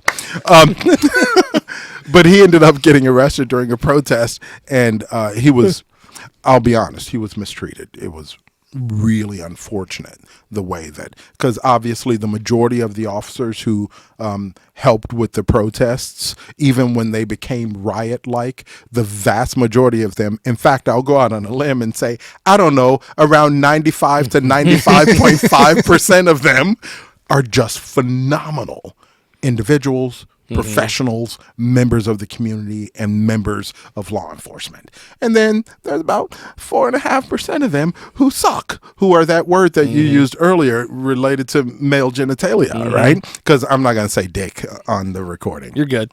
Okay, good. If I tell you, if you need me to say a word, just give me the. Oh, okay. I'll do that because there are about 4.5% of those members of law enforcement who are dicks. Right, and they are the ones who are being responded to when we hear people say law enforcement is being painted with a broad brush, and people are focusing on those few who are doing stuff. And now as a result, they hate law enforcement. Unfortunately, also, my expectations are realistic, right? I also recognize that at those same protests are a lot of people who were just like, F the police, the police, period. Well, there's people that just want to cause trouble, too. 100%. And there are always those people that want to cause trouble. I was about to say there are always those also. And unfortunately, it doesn't take very many. Just like problem officers and problem members, it doesn't take very many. One of the problem members that I ended up working with, this was about 5 years ago, and I care about him. You know, he had developed a habit with Adderall. He had 4 different physicians he had developed relationships with. And guys, are you ready for this? He was getting up to 600 milligrams to 700 milligrams of Adderall a day. Wow. From 3 different physicians. And then there was one that he admitted to me that for a minute he could get 900 milligrams a day of Adderall. But he was convinced that that's a lot. Yes. That's a lot. I think cocaine is cheaper at that point. That's a good point. Yeah. Probably more fun. Doesn't last as long. That's true. If he's got the time release ones, Yeah. unless he was crushing them up and Which he swore that he wasn't, but he had a couple psychotic breaks, which is wont to happen when abusing Adderall to that degree. But working with him, he was a good guy. He was no longer a good member, but he was a good guy. But it was causing problems for his brothers and sisters, of course, in the agency, significant, and causing problems for the community. He was a problem member. It probably cost that agency upwards of $800,000 to terminate him, right? The cost is really significant. In fact, and this is recorded, so I better not just make up numbers, but I think it was late 2020 when the commissioner of police in New York City Police Department, it's kind of big, somewhat. I mean, more than 36,000 sworn officers, more than 19,000 civilian employees. A few people. Yeah. And one or two work there. And their budget is substantial. Isn't it well over $1 billion? Not quite, but really close. Right? I thought it was over $1 billion now. Like 2.5. Something like that. Yep. Okay. So they were spending, is it 2.5, 2.4? Well over $1 billion, dude. Well over 2. We'll call it 2. We'll just round it. We'll round it. Exactly. What they were spending on problem officers was somewhere upwards of like $200 million, I think the number was. Damn. And for perpetuity, let me say that number might be a little bit low or a little bit high, but it was astronomical. And the response was, those are operating costs. What are we going to do? Those are you're going to have problem officers. You're going to have problem members. That's true. And There's these are no. They're gonna get in. There's no selection process that is 100%. Minus. Oh, I mean, right. True. So how do you fix it to get closer to how do you fix it to get closer to 100%? And what was that term the NASA Funny you should astronaut ask. used? The normalization of deviancy. Yeah. Do you believe that has occurred? Oh, geez, that's a whole new conversation. Okay, before we dig into that, we might have to take a pumper pause. crime in Italy, bro. Are there ways to get there? Absolutely. Do they also start with expectations? Because I'm liking that term today. Absolutely. What is my expectation when I go into the service? All right, forgive me for getting slightly historically political, right? The first formal police department in the country, right, was NYPD, like 1845. But that's the ones that are the way that we think of police departments now, right? And they were called policemen because almost all of them were, all of them were men. They were big, they were burly, because every arrest involved a can of whoop butt, right? I would have said ass for you. Oh man, I could have. every arrest knew we were gonna have to open up a can of what's a whoop ass, right? Yeah. Like Bobby Boucher. So it was clearly about right? And that was, and then in the late 1800s, the first female officer. By the way, they weren't called police officers then. They were policemen and police matrons. Did you guys know that? I did not know that. I didn't know that. Funny little tidbit, right?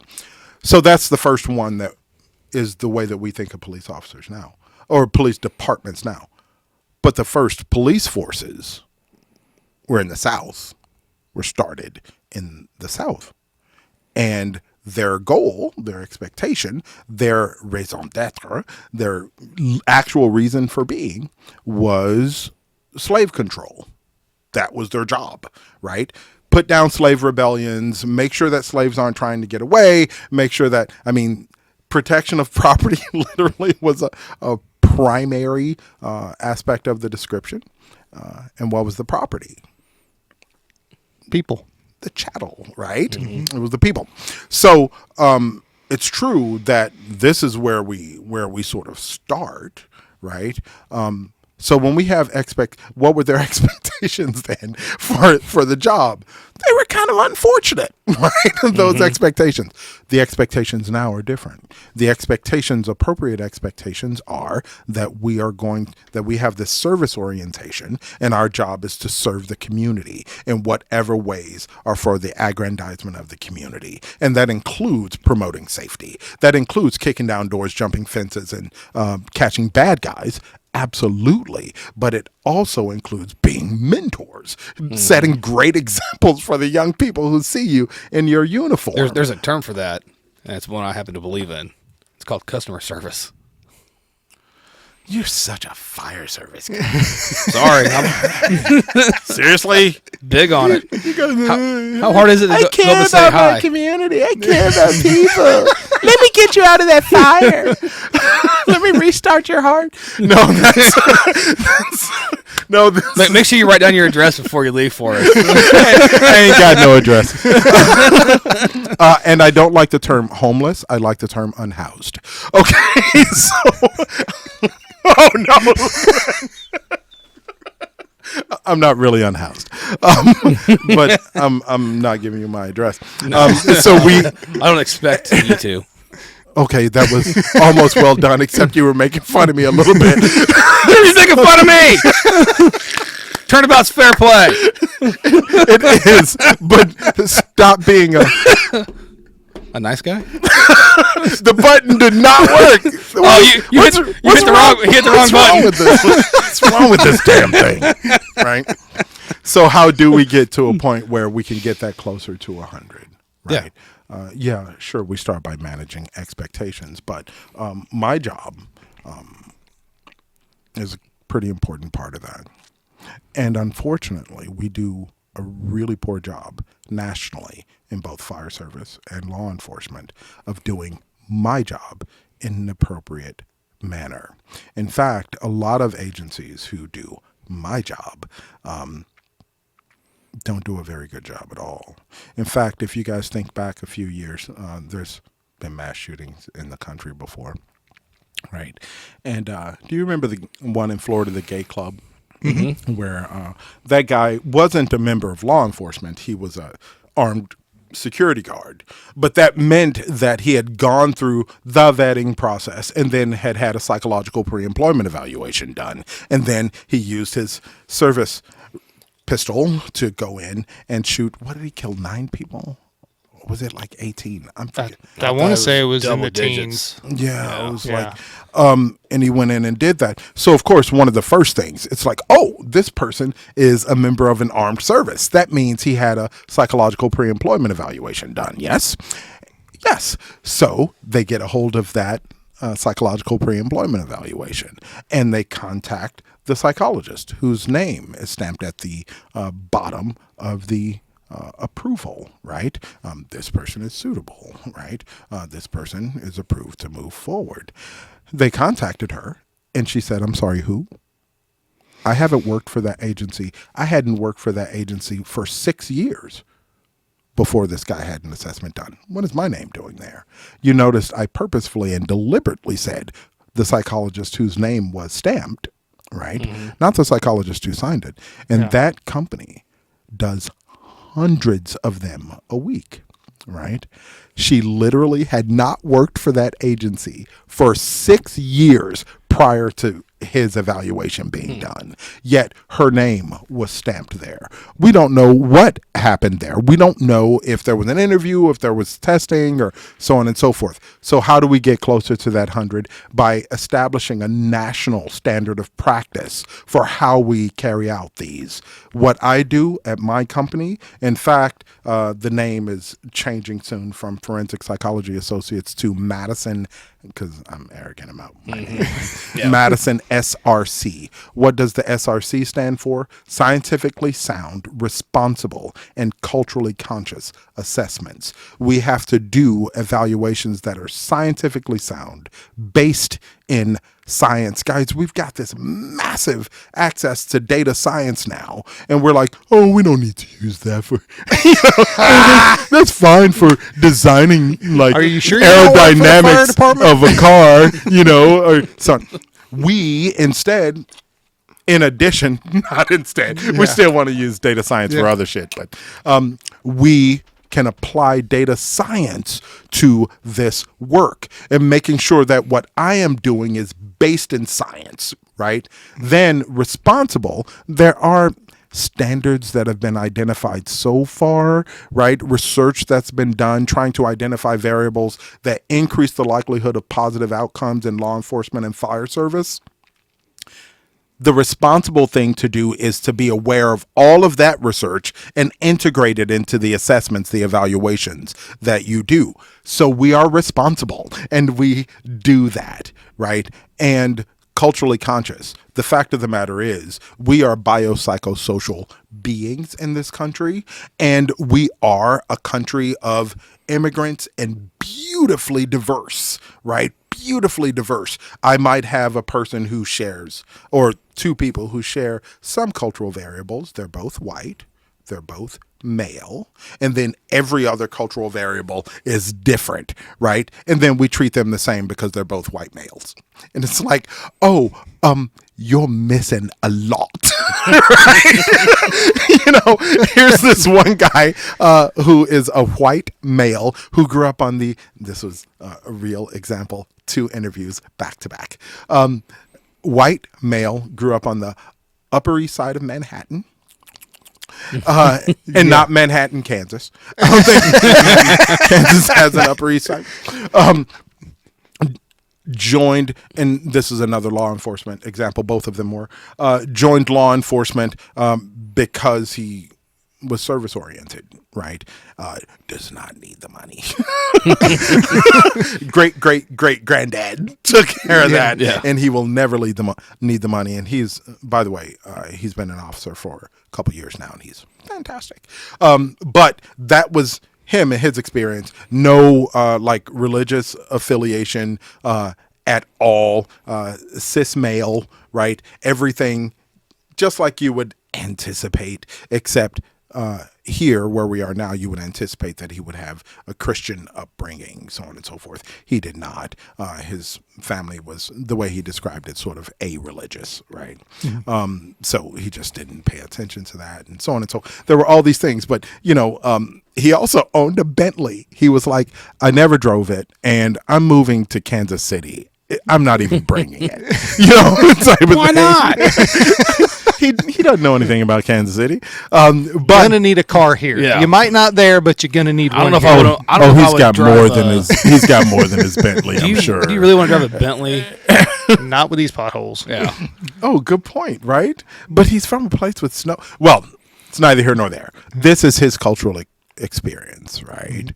And then the very next interview, white male from rural, almost sub-rural Kansas, right? Southeast Kansas. He literally said to me, people say this as a joke, but he said it for real. He said, I had a cow who was my best friend, and we were friends for years and years, but I knew that I was going to eat him at some point. And it was funny. He's a really sweet guy. But he told me that story in response to the question, give me an example of a time you found yourself faced with an ethical dilemma. He's not wrong. I'm like, oh, buddy. I grew up in the country. I understand. Yeah, I get it. Like, I hear you, bro. Listening to the two of them talk, those 2 interviews were so diametrically opposed. Amazing candidate from Upper East Side of Manhattan. Amazing candidate from sub-rural Kansas. They had nothing in common except they were both fantastic candidates. They both met those variables that we had identified because we are scientifically sound, and there are 79 variables that I apply a score for, and they both scored wonderfully well, right? All across domains. They were both fantastic, but there were significant differences in the way they responded in the interview. Imagine if I wasn't aware that cultural factors can have a significant impact on outcomes when interacting with members of the community, right? And I happen to grow up like the guy in New York. How would I look at the responses of the guy from rural Kansas? Or say I grew up on a farm in rural Montana, right? And I'm interacting with this gentleman from Southwest Kansas, by the way. I keep saying Southeast Kansas. He was from out well south of like Hays and Salina and stuff. But anyway, imagine if I'm from there, and then I'm interacting with this guy from New York, and this is the stuff he's talking about, and so on and so forth. The cultural differences are so stark, but then people will look and say, oh, two white males, no cultural concerns at all in terms of differences. They're probably identical, right? And then they'll look at me, and they'll look at a guy from the neighborhood I grew up in and say, oh, they're probably culturally identical. In fact, they grew up in the same neighborhoods. And the soil we were cultivated in is the same, right? We have grown to be culturally super different. And we both might be awesome, right? And we both might be super unsuitable. Maybe we'd make great bank presidents, but not a good member of the fire service. Right? Right? Yeah. So, and I know that this is a long-winded response, but we're used to it. We have James here normally. Okay, good. I hate the idea of leaving with the idea that there aren't things that we can do to increase our proximity to that 100%, because not only are there things, there are things that we have a responsibility to be doing. You see me throw in the R from the SRC. We have a responsibility to be doing. We have a responsibility to be better than that agency who did his pre-employment evaluation in Florida, right? And if we do these things in ways that are scientifically sound, just about the money, culturally conscious and responsible, that'll come, right? And our communities will be better off, and so will our agencies. I do this advocating for our agencies because our agencies represent care of the community, right? If my fire departments don't have any resources and they have people who are, I'm not sure which one he's going. We're going dick. We're going asshole. Yeah. Right? Either one.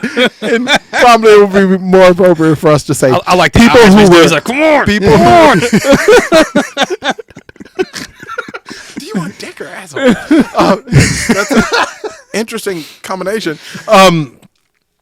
If our agencies have people who are unsuitable for the fire service, that's then we can see immediately that would be detrimental for our agencies. But what that means for the community is also just as direct. That means it's going to be detrimental for our communities, right? So we engage in work that is scientifically sound, culturally conscious, and responsible. And we do that in a way that's consistent across the country. Guys, people who sell real estate have a national standard of practice for how they have to do things and maintain their work. They're like, hey, guys, you go out there, find some good people. Yeah. Type of thing. Now I just do what I do. I do what I do. Our agencies that we follow, the international agencies that govern law enforcement, that govern fire service, they all have standards. You get on, you can see standards. None of them are mandated. By the way, there are no mandates behind those standards. International Association of Chiefs of Police, for example, they put out these. I mean, it's a huge document about carrying out psychological pre-employment evaluations. And at some point, they mention cultural competence, like somewhere. It's funny you said that. But there's no mandate though. Yeah. It's so a guy can still take someone out for coffee and have a conversation and say, I think you're good to go. You don't seem psychologically messed up. I think you're fine, right? Go be a police officer. Go be a firefighter. Here we go. So I was reading for one of my classes. Excellent. And reading is fundamental. Yes, I do like to read. So it's chief officer tips for an outstanding reputation is what this little box is. Build a solid experience base, starting at the lowest level, moving up through the ranks. In small organizations, the chief may have to help out, and therefore to still be skilled in basic emergency tasks. These are just tips. Now, I do agree with that. I do think if you're going to lead a department, you should be able to do the basic stuff. I'm wondering why we have to say that, but go on. So then take advantage of every opportunity to learn the skills and knowledge of the job through hands-on experience and training. Keep in the best physical shape possible. This includes strength, aerobic fitness, and body weight within recommended limits. Even if the chief officer no longer has to perform physical skills, fitness is a great idea for leading by example. Acquire a formal education, especially through programs that lead to an associate's or bachelor's degree in fire science, administration, management, or other job-related areas. Stay up to date by attending seminars and conferences, by reading FES government and management periodicals. Read local newspapers and publications for influential organizations. Be familiar with all controversial issues in the community, not just those that relate to FES. Visit other FES organizations and learn from their ideas. Have high personal and professional standards for ethics and morality. If appointed to a top position, choose your initial proposed changes carefully. Choose only those changes that are certain to succeed. It is very important to start out as a winner. Last but perhaps most important, lead by example.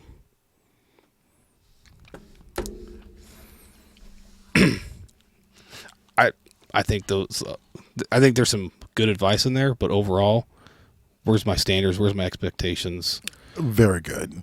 What's gonna? Yeah, I can lead by example. That doesn't mean you're gonna follow. Absolutely not. And unfortunately, it also doesn't mean that the type of leadership that you're providing could not be the right leadership. Going to increase the likelihood of positive outcomes.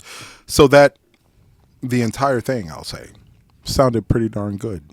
Actually, the second to the last thing, I'm like, well, that's not something you can even really define. I want things to be operationally defined so that it's observable, measurable, and repeatable. Mm-hmm. And I want the things to be attainable. Select only things that are going to be successful because winners win. That was either the last thing or the second to the last thing. I read that box 5 times, and each time I had the same response. The fuck? Yeah. I mean, don't take risks. Don't do things that's going to improve the job if it might fail. Yeah, you keep the status quo. Don't rock the boat. It's kind of what they're saying. And that's really, really unfortunate. Do the basic. Right. Do the basics.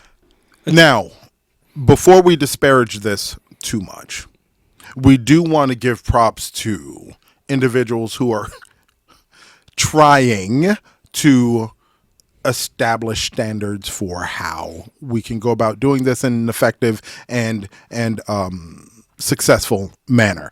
That's not establishing standards, like you pointed out. That's tips, right? Yeah. There are tips. Wouldn't it be great if there really were standards that have been demonstrated to be associated with positive outcomes? I want you to do this in this way because it results in an increased likelihood of goal attainment. More lives are saved.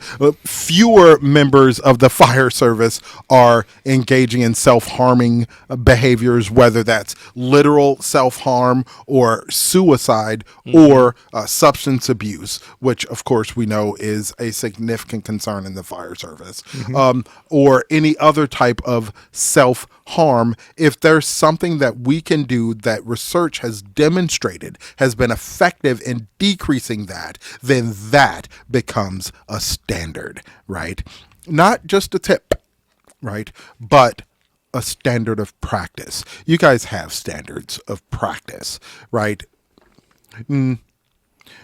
That are typically at least region-wide. Some of them aren't necessarily national because there are differences depending on where you are in the nation and so on and so forth. But when you think about standards of practice, right, you have standards of practice. In my field, in doing this psychological pre-employment evaluations, we have no national standard of practice at all. I can literally do whatever the hell I want. And what I want to do is to do work that is scientifically sound, culturally conscious, and responsible, so that I can advocate for my law enforcement agencies, my fire service agencies, my government agencies, so that I can advocate for my community. Right? You mean like it's all connected? Nation. Like it's almost like it's all connected. I think I saw a movie about that. I wish I knew a quote from it. Which movie? We might have one. That's what I figured. I should have pushed the button. You got to tell us the movie first. There's got to be a movie Which button. one are you thinking? Yeah. But we can, I honestly believe that we can get closer to that 100%. Oh, I fully agree. And I'm doing everything that I can to increase the, just one more thing really quick. And this has changed too. The quality of, and I'm just saying it flat out, the quality of candidates that I get for law enforcement and fire service have changed, and not for the better recently. There's been a dearth of really good public safety candidates. That's been more stark in law enforcement than in the fire service.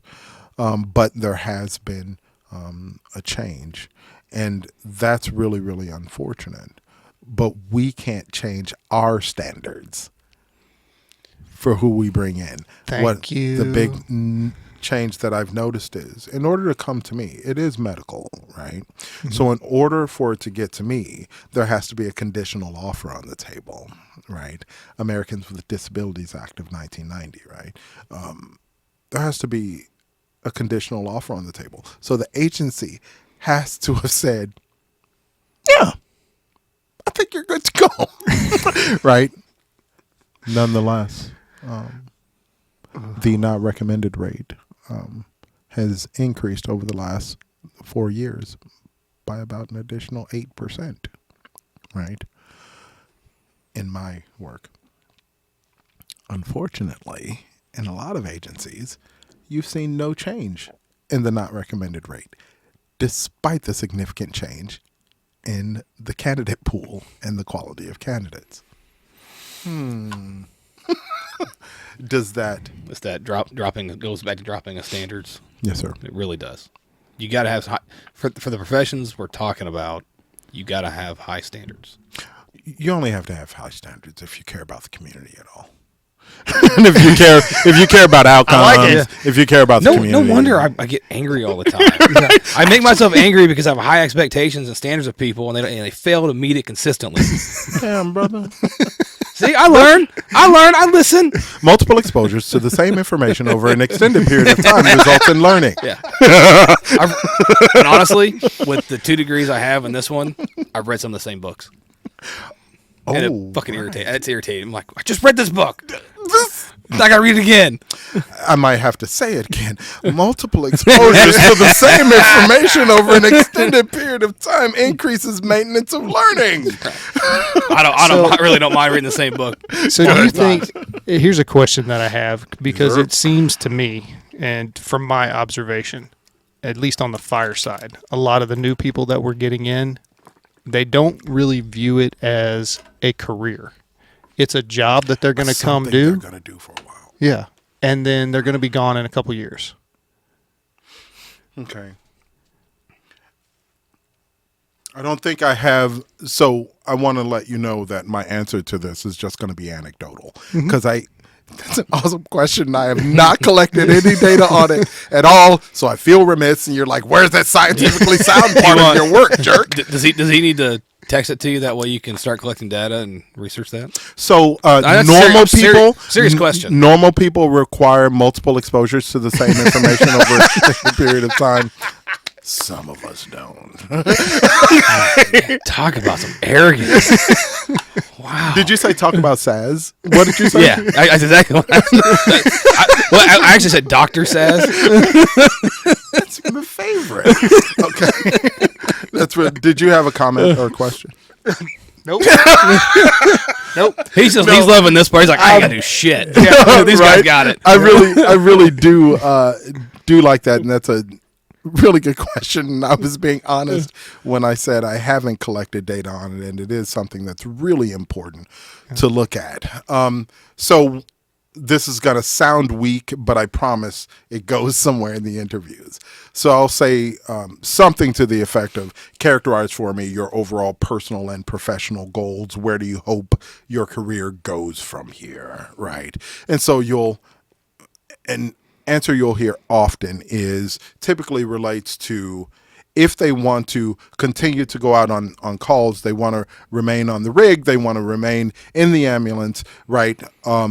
Versus going to admin, right? Or if they're going to admin level, I'm going to be a BC, but I'm going to be one of those BCs who's out there and, and so on and so forth. And I'm like, so you're going to be at least a moderate to small agency, and so on and so forth, right? Or I'm going to stay a captain because BCs make less money because they can't do overtime,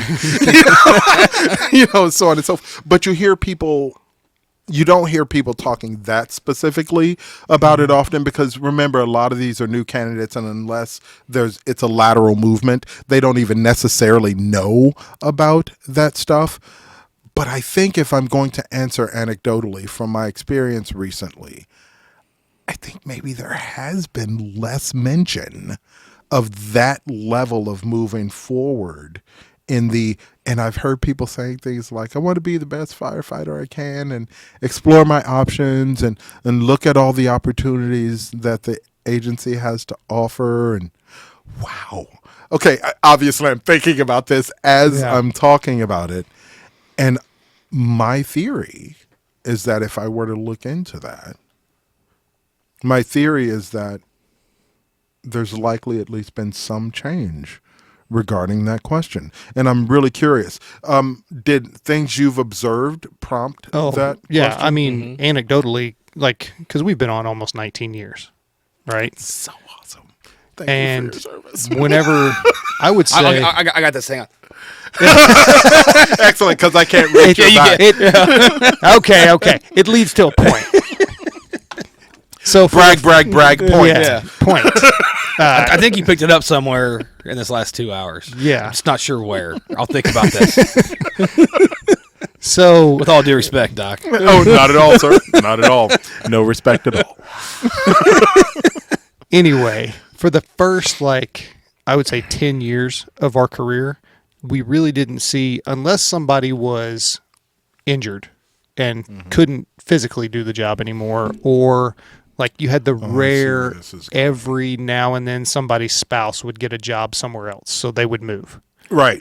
You didn't see people leaving before they got their 25 years or their 32 years or whatever. Right. And I would say, especially in the past 5 years, it started even before COVID. You see people with 2 years on, a year on, 5 years on, 7 years, and they're leaving. Yeah. They're going to another agency or they're out of the career field completely. And I mean, from an operational standpoint, that's part of why a lot of fire departments are so short-staffed now. And struggling. It takes so long to train somebody up to replace that 5-year person. Yes. And then that person, well, if they leave in 5 years, well, then what are you doing? Right. Well, and then you start thinking about the promotional processes and things. So your leaderships. Exactly what I was thinking. Who's going to have enough time to even take the captain's test? Or even take, Yeah. You mentioned the promotions part. And as you were talking, obviously I'm thinking to myself, what am I doing in this process to address some of those concerns? Because I'd like to be able to say, please feel better, Jeremy. This is what I'm doing to address. But what came to mind was during the promotions evaluations, which I love the promotions evaluations, because think about it from my perspective, right? If I'm doing a pre-employment fire service evaluation, if I'm doing a fitness for duty evaluation, obviously I'll do a lot of those too. there are two primary questions. Are there any psychological, emotional, behavioral, or functional concerns that would interfere with this candidate's ability to carry out the responsibilities of the position? Carry out the responsibilities of the fire service. It's kind of a big deal, right? Yeah. That's the primary question in pre-employment and fitness for duty evaluations. The sort of secondary question is, does this candidate possess the suitability characteristics, strengths, right? Suitability characteristics that have been associated with successful outcomes in the fire service. That's the scientifically sound part, right? Because we can't answer that question if we don't have data to back it up. I think guys who are really nice end up making great firefighters, and they make it to retirement, and they do a great job, and they're happy, healthy, and functional at the end, right? we can't make comments like that about any specific variable unless we have data to back it up. So that's me sandbagging a little bit because I'm like, I don't have any data to help Jeremy with this really important question that he has, right? But I do during the promotions interview, right? I do ask. Gosh, this sounds so weak now. I swear to God, I'm changing it today. there are two questions where I say, what are some changes that you see that are needed in the agency that you want to be a part of implementing, right? And it's at that question, and you'll see why it's pertinent, right? It's at that question that I get, we are having a problem with recruitment. We're having a problem with maintaining, right? Mm-hmm. So maintenance and decreasing churn. When have you ever heard the term churn used in fire service agencies? But now it's becoming a thing that's interesting. Because, I started out my response to this with I don't have data to back up. But there have been a number of things. In fact, I did read something where they applied that term, churn, to fire agencies. And you're right, that wasn't usually the case. Yeah.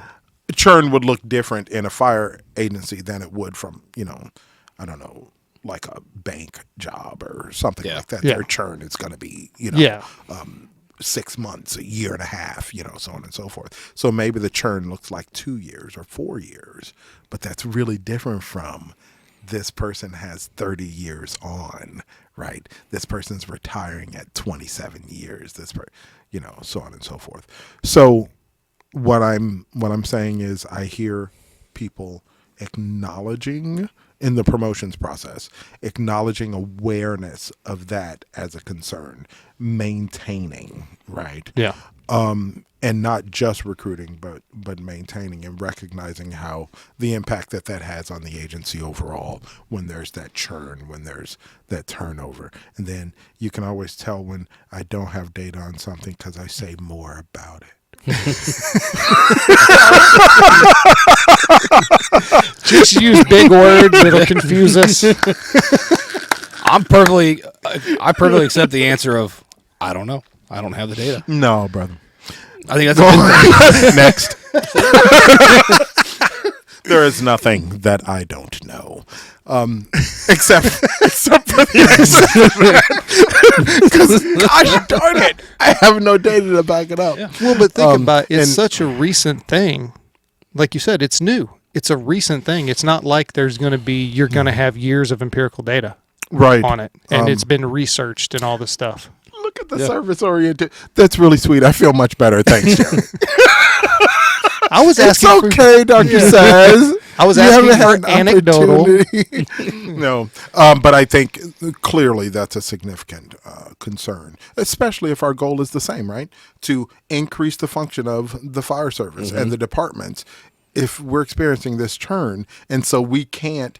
Really, our training sort of stagnates, right? Yeah. Because you get a person trained to a certain level, and then they go, and you have to start again. Yeah.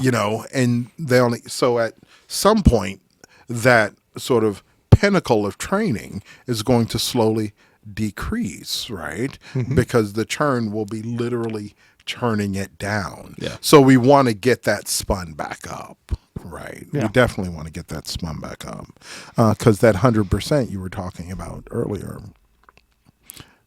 that's also adversely impacted by that, right? So after people get in, and that's another big challenge that people in my line of work have. And this is the case with fire service and with law enforcement also.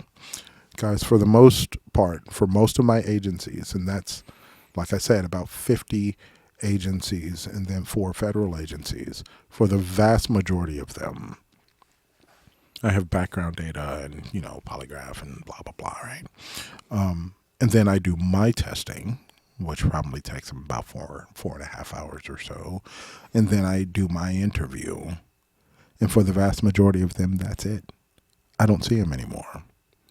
So I have all these data, literally thousands of data points on thousands of candidates.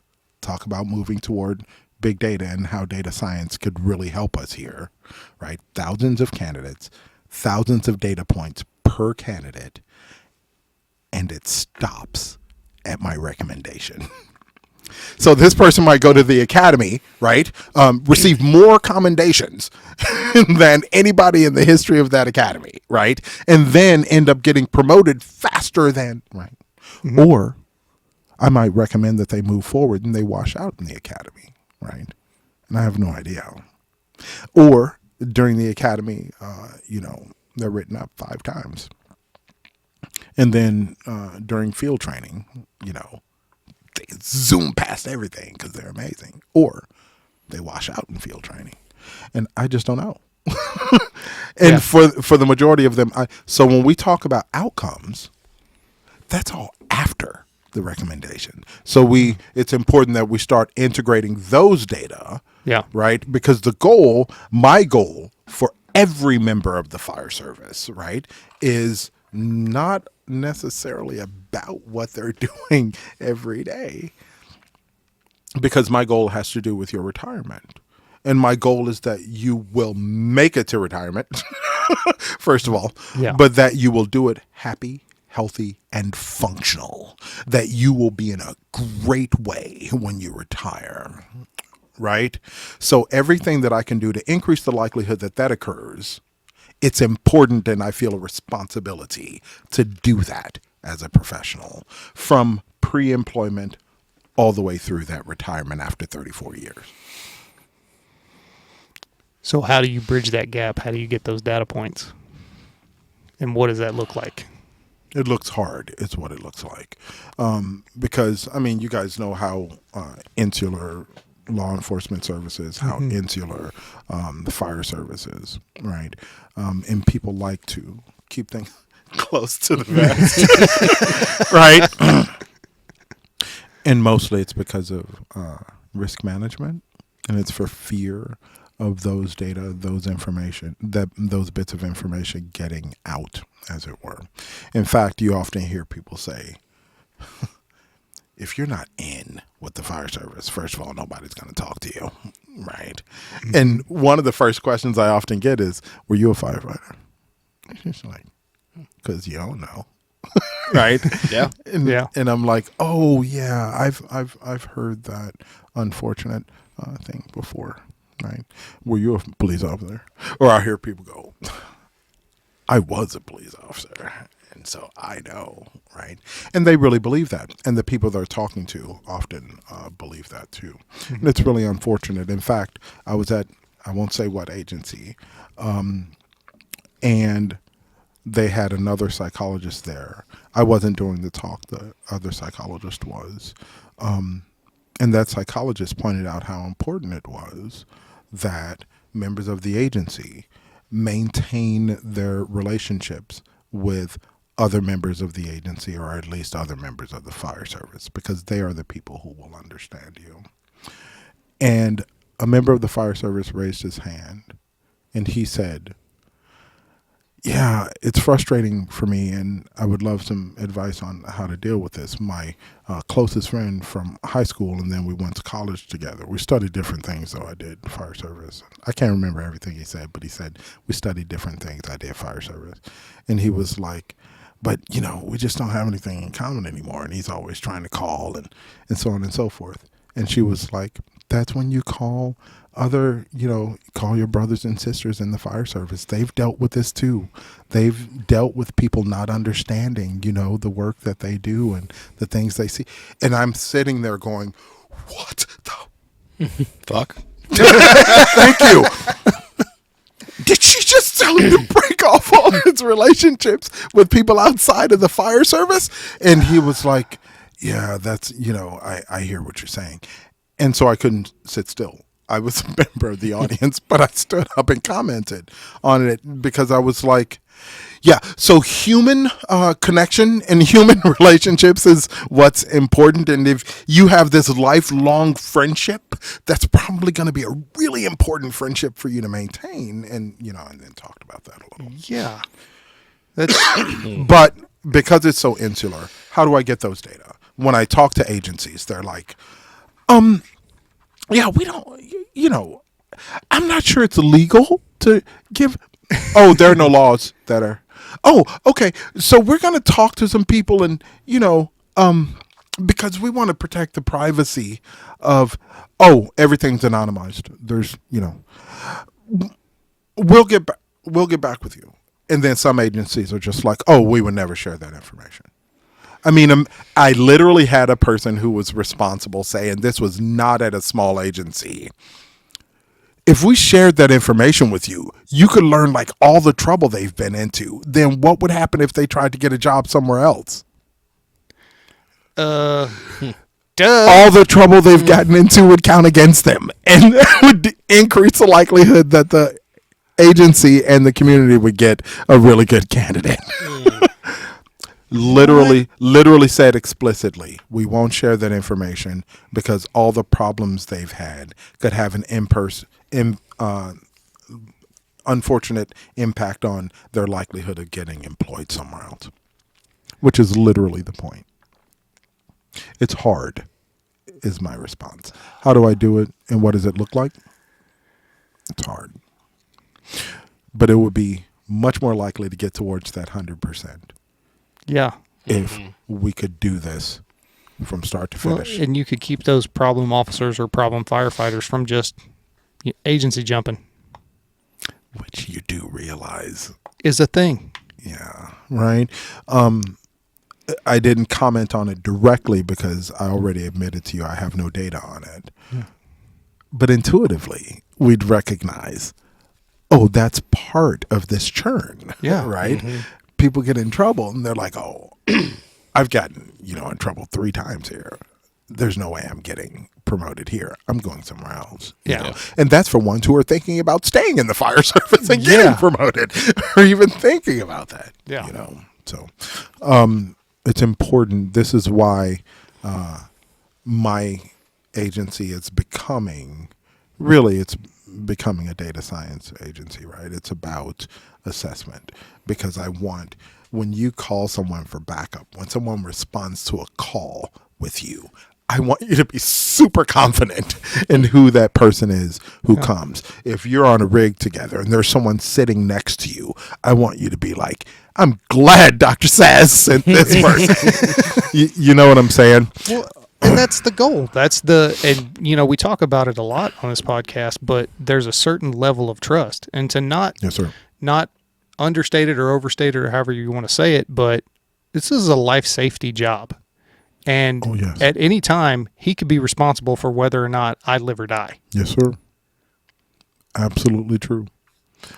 Oh, that smile was so cute. He was I could read his thoughts there, and he was like, dude, I got your back. That was the best look of the day. What he was thinking was only 8. Size 11 and a half. That'll be only 7 more spots till I get a spot. Right. Oh, gee, Willie, are you counting the spots until you can Alex, we'll explain it to you later.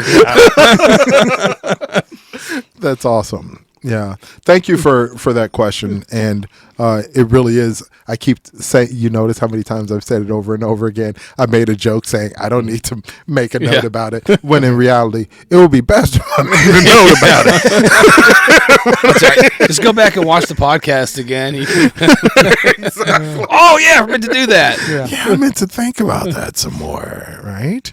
But this I do think the more data we have on things, especially with what you're doing, we can improve both the law enforcement from locally to federally, absolutely, and the fire service, and maybe because, of course, to get the national standard, you have to make a really good argument and use small words for political figures. Gosh, I do like. I'm intimidated by smart people, but I do like you guys too.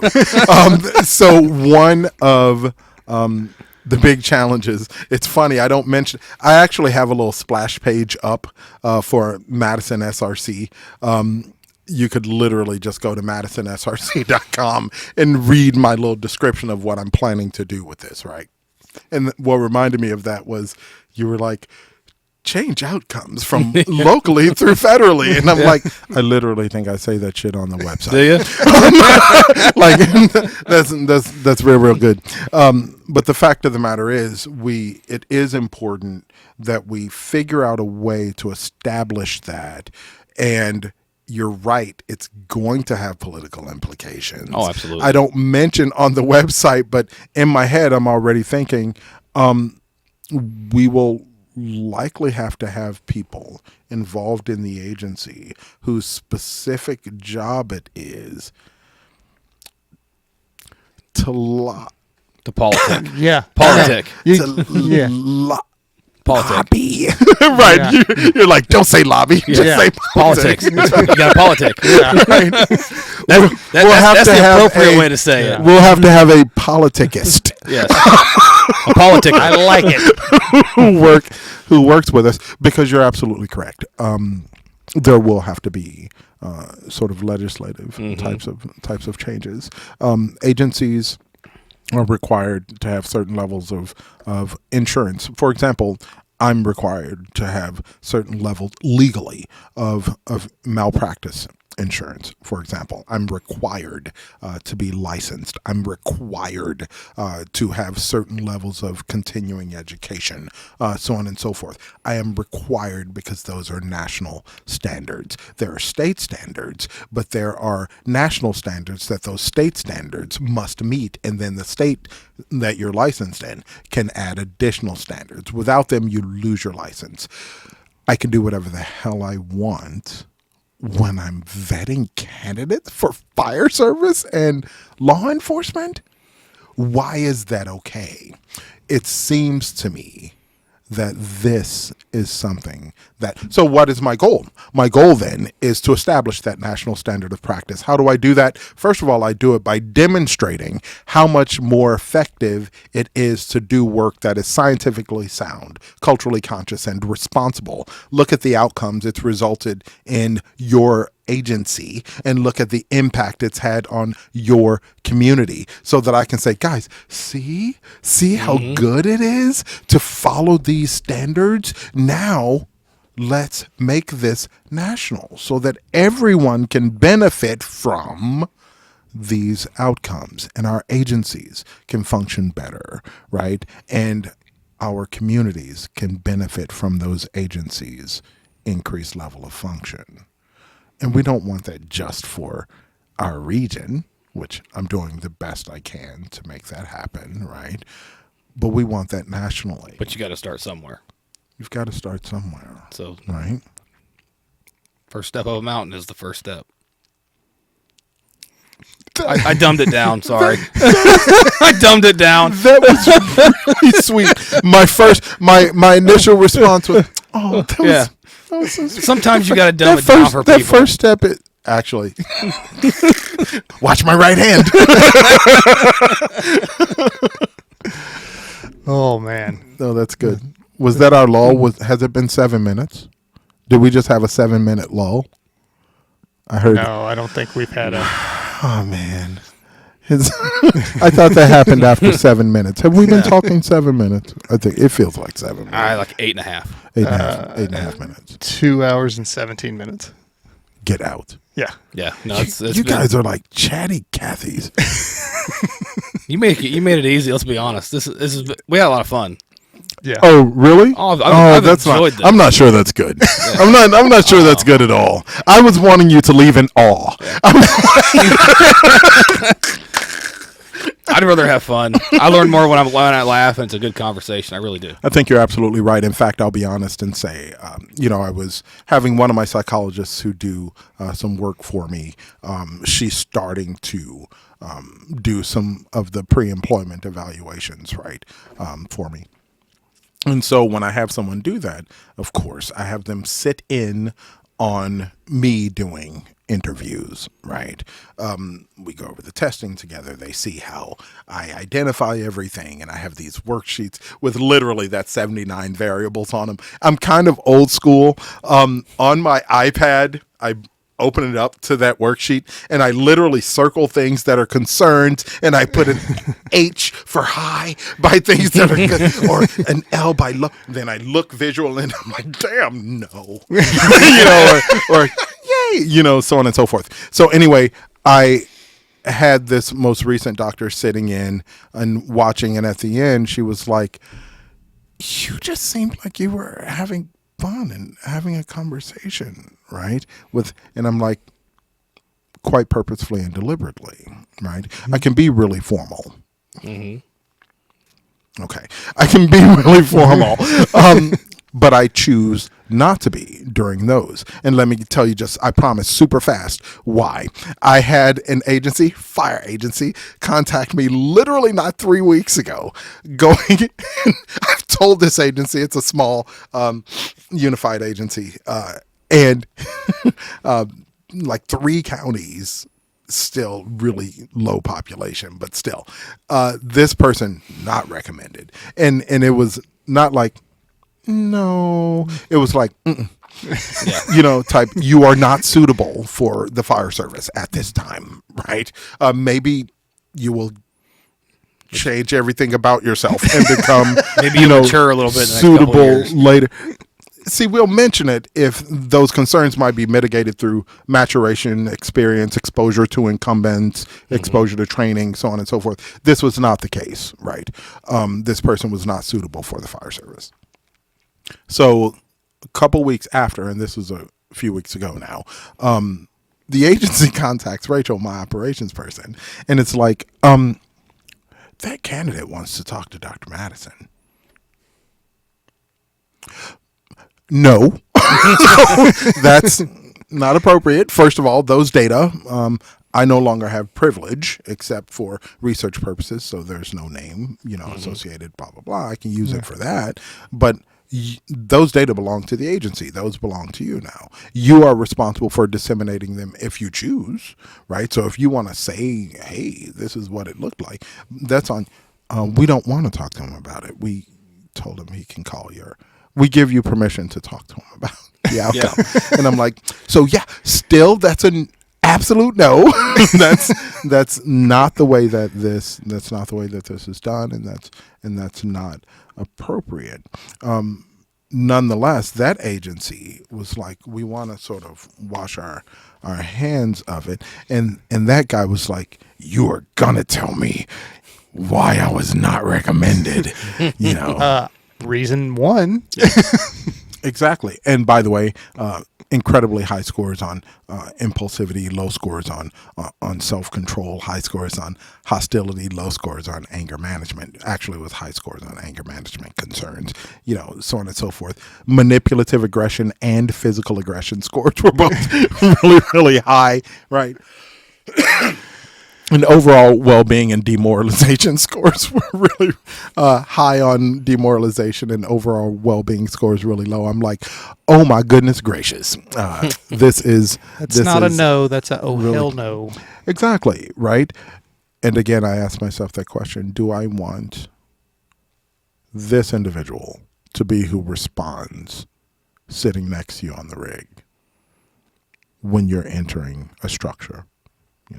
Is that who I want to be there? And the answer is no. Make sense? Mm-hmm. Makes perfect sense. Yep. Full agreement. Yeah. I like full agreement. I kind of want to go work there part-time and learn more. So, But I don't want to get a Ph.D. right, so you couldn't do that part. But remember, the majority of things that we do besides the fitness for duty evaluations and pre-employment evaluations, I have master's level people doing, right? Counselor level people. And all you have to do is get licensed, and you don't have to have a specific degree to get licensed. In Missouri, you can get a counseling license. Yep, I think it is. Any of the below PhD level stuff, I'm so There it is. There it is.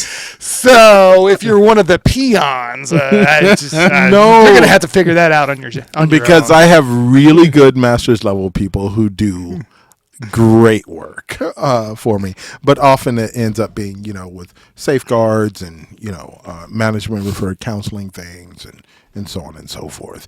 And it's interesting because having people with just really, really good practical approaches to how to navigate this field effectively, being aware of concerns related to mental health and overall functioning, those are the best people to have doing this work. So I have one firefighter who will do every now and then. He'll have time to see someone. And actually, he's a retired firefighter. He got hurt and can no longer practice, but he does some counseling work.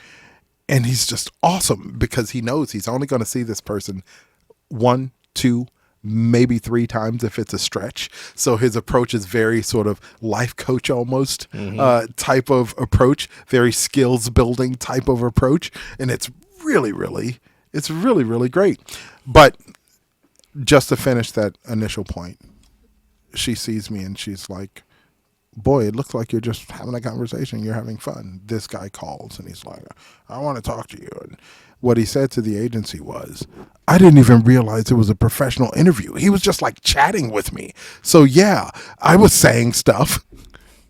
Some of the stuff he was saying was, I get that the people at this agency that I'll be going to are mostly fucking assholes, but you can work with assholes, right?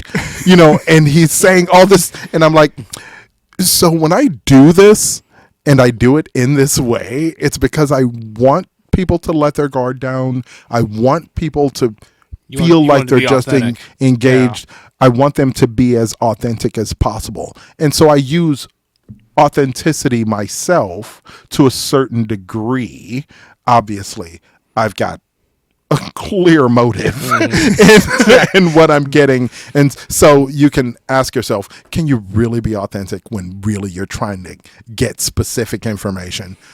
I can be authentically me and do it and get the information. And so it can become very conversational and we're enjoying ourselves and it's great. And he's just opened up and boy, some of the things that he shared. And I'm like, yeah, or as you put it, not just no. Fuck no. Hell no. Right? Preemptive button. Gone, y'all. And so a conversation like this is the sort of natural for me because the data I've been collecting on you, I think will be more authentic. And the recording I've been making, I think will better reflect what you guys are actually like. You could have just used our recording. Oh yeah, I've used some of those too. I want to see if this is going to match. The data well, just so you know, I don't edit anything unless it's super inappropriate. So I've edited twice this whole, over 2 years now. Gee willikers. So all of this will... Yep. It's on there. Unless you tell me there's something specific you don't want on here. Oh, just stuff I said. Oh, okay. Well, I'll just edit completely out everything that you said, and it'll just be a one-way conversation with Chris on the wall. Be a lot of silence. Hey, Chris, will you tell me what Dr. Saz said? I could have sworn he said something at some point. Actually, I said earlier, you were saying it can really have an impact locally all the way through federally. And I was like, I literally say that. You're going to have to go to madisonsrc.com and read not necessarily now, but it's like the last thing that I saw. Why is he dancing a little bit during it? He's like showing off. That's his tail wag. Somebody That's awesome. Do horses wag their tails? Yeah. I wondered. Right. I mean, you would know that, but I mean, are you saying I'm a horse? a whore. What? I'm sorry. A what? A whore. Yeah. No. I would never. That sounded quite equine. Quite equine. Okay, if you're verifying that I wasn't lying, go on down to the bottom there of the narrative part, and it really is what I close with. He's like, I think that. At the bottom it says contact us. I don't know. No, not like the bottom of the narrative part. Problem child. By drastically improving public safety, quality, and community relationships, we can create better outcomes for departments and the public they serve. That part, or the or the top part. Yeah. Okay. Yeah. I mean, the last sentence and the one before that, right? Yeah. The scientifically sound, responsible, and culturally conscious system will lead to a new standard for the selection and retention of public safety officers, firefighters, federal agents, and more. I didn't even know about his website. I'm just a fucking genius. No, actually, that's not a website. The website is just the company's website right now. Yeah. Forensic Psychology Associates KC.com is my current website, right? And that's got all the information about what I do now. That's just a splash page for Madison SRC, where I'm taking the company, right, as we move towards this more data science oriented approach to the work that we do. I'm glad you're doing it. Yeah. Thanks, man. I didn't know about it until now, but I mean, I'm already a big fan. All right. That's awesome. That's awesome to hear. I'm passionate about it. Right. And it's interesting because in trying to find investors, for example, because obviously it's big, some people have advised me, tamp down like the passion a little bit and think a little more about how lucrative this can be so that you can talk with people about how lucrative this could be. And I'm like, yeah, so here's the problem. Lucrative is the outcomes, right? Yeah. The outcomes for my agencies and the outcomes for the community. Those are what I look forward to being super lucrative, and they could be super lucrative. And two advisors I was talking to is like, yeah, and that means a lot of money. But see, lucrative can not mean money too. Exactly, and that's what it means for me. Genius. At least like quiet genius. One. I'm a quiet genius. One. I got to rub it in his face every now and then. Oh my! Secret goodness. genius, is that what I'm? Secret genius. Yeah, I'm a secret. You're an outspoken genius. Wow. Okay, why did that feel so tingly? With all due respect. Why did that feel so tingly and good? Oh my! I appreciate it, guys. Thank you for saying that too, Chris. I mean, that's a big deal to me. Like I said, this has been a lot of fun. I've learned a lot, and it's been a lot of fun. And I didn't even lecture you guys a lot about the unprofessional appearance this that we have. Wait, is my professional? No, us. Is my appearance I'm wearing a sweatshirt. He's got a t-shirt on. I'm wearing a short sleeve. You're awesome. I mean, he came when he walked in, I was like, shit. Oh no! I gotta keep a colored shirt in my truck. Why you got the lie? The odds of that happening are zero. Yeah, they're pretty slim to none, more to the none part. I don't like wearing collar shirts. During the interviews, in fact, I often wear. God, I'm going to sound like such a nerd now. I often just wear like, V-neck sweaters. God, shut up, Jeremy. Jesus, you're a bad person. Yes, yes, fully agree. And I don't mean just like on the surface. Yeah, it's deep down in the core over there. It was so natural, that laugh at me. Did you see that? It was so authentic. It was like, You said V-neck sweater though. when I was a university hot professor. cocoa while you do it, or is it Wow, that's just cruel. Now you're just being cruel. tea? Oh, okay. My bad. Typically, if you saw, God, I'm just gonna dig in. So why not? If you saw into my tea cabinet, as I was saying it, I was admitting I have a tea cabinet.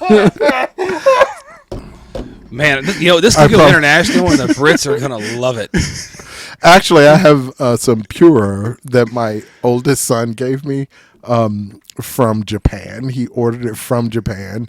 It had been fermenting in a warehouse for like 6 years or something. It's just like this amazing, ridiculous, like awesome tea. No, y'all don't care. I'm not a tea guy. I'm actually interested in that kind of stuff. I don't know a lot about Pure it. is an amazing tea, and it's a whole tea experience, and the whole, when you see those tea rituals, those Japanese tea rituals, they're probably using Pure. And you notice they'll like pour the hot water over the tea leaves, and they get really, really big. And it seems like just like 30 seconds later, they're pouring the tea out. Or 20 seconds later. Pure, for the strength I like it, and it's pretty strong. It's like 20 seconds, 25 seconds to steep the first time. And then you can steep the same leaves again. And you just do it for like 30 seconds, and it gives you the same strength. It's really pretty awesome. And the whole process is cool. Why am I willing to spend almost a full minute talking about tea when we're talking about such important things? One of the questions I asked during an interview is I'll say, what do you do for fun? What do you do for hobbies? What do you do for, relaxation? Where do you get your joy? And often, fire service. What's the most common response I get? Come on, guys. You're going to guess it. Fire service. Let's see. They work out. There you go. Yeah. Got it in one. I go to the gym, I work out, I take care of my body, and I do it. And all I'm hearing is so that I can be a better firefighter, or so that I can better serve the community, right? And it's like, that's about you, and that you want to serve the community, but it's not about you. What do you where do you get your joy? Where do you, And often people have trouble coming up with anything, right? So we developed that us-them mentality in the fire service also. We don't talk about it as much as we talk about it in law enforcement, because you see the adverse effects of it more directly in law enforcement. But we developed that us-them mentality in fire service too. Think about those calls where it's the repeat caller because they are drug users, or, and you're responding to these same people over and over again. It's like, them, type of thing. And then, of course, you're seeing all the things that you're seeing. So I'll ask them that, and they'll say, I go to the gym, I work out. And then I'll say, why do you think I ask you that question? In fact, do you think I care what you do for fun? Right. And they'll be like, well, I'm sure that you do, because it gives you information. No, I don't. I don't care what. And then I'll typically say, no, I care that what you do is legal. I care that what you do is safe, right? But primarily what I care about is that you do things for fun, that you do things just because they bring you enjoyment, just because they feed your soul, because that serves to remind us that we are a member of the citizenry that we serve. For me, one of the things I really enjoy, opportunities to sort of step away, because my work is a little mind, brain, thinking intensive, right? So it's great for me to get to step away for a minute and do something that I can actually think about, but in a super relaxed way, right? And sitting down and doing a little tea thing, for me, is a cool thing. I don't do it that often, probably twice a week, right? But it'll be 15 minutes of just, and this is cool. This is awesome. You get what I'm saying? Yeah. So if someone will mention something that they do this for fun, that they do it for joy, and then I try to engage them on it, and then they're like, I mean, I don't actually do it, but I used to do it, then that gives me information too. I'll have someone say, oh, I love golf. How often do you golf? What's your handicap? Oh, well, I'm really, really busy at work and I have to do a lot of overtime. So I haven't had a chance to do it. This is a recent fire service interview. I haven't had a chance to do it a lot recently. When is the last time you got to go out? I mean, the pandemic made it really hard. It was pre-pandemic. And he named that as something that he does for enjoyment, right? So I think it's important that we can actually talk about those things that we do for enjoyment. Yeah. Well, it gives a insight of where your mental health is at too. It absolutely does, right? And you get some really dedicated fire service candidates, some die-hard driven, and some of them just don't realize how important it is, and they feel good about the idea that everything that they do for fun is geared towards being a great firefighter and really, being a great, community servant. Like they don't have a sense of self outside of that service, right? And if you don't, this will eat you alive. The fire service will swallow you whole. Yeah. If you don't. So it's kind of a big deal. Yeah. We talked about that a lot of this is, your job, your career. It's what you do. Don't let it be 100% of who you are. Of who you are. Absolutely. So, because you're also a father, a husband, a brother, the left fielder on the softball team, Really? Left field. Oh, what? Are you? I was the left center fielder.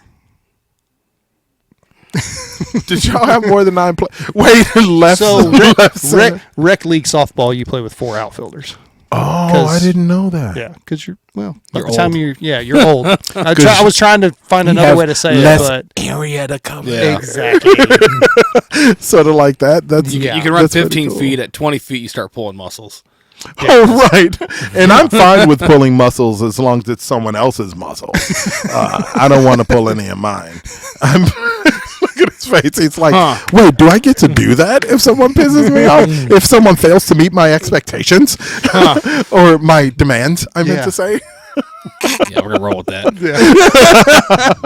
Actually, I didn't even get into that. We can have a conversation about that later. There's this entire group of words that we use that we have been designed to respond in an unfortunate way to, and it adversely impacts our overall function. And a lot of those words like need, should, must, have to, these are things that we use all the time and use them wrong, right? Never, ever, ever, ever, ever use them accurately. Hardly ever. I just caught myself using an extreme. Yep. Quit it.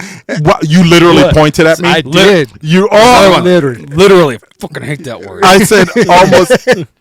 Yeah, because there's nothing that's. I'm guessing the misuse of that word. Oh, yeah. Yeah. Or It literally drives me nuts. button hate the misuse of that word. Yeah. I could care less. Oh, it drives me bonkers. Unless, again, it's used accurately. It's like, I could care less because I care a little, but No. I mean, not that much. When I hear people say, I couldn't care less, usually I hear them saying it and they've got this look on their face. I couldn't care less.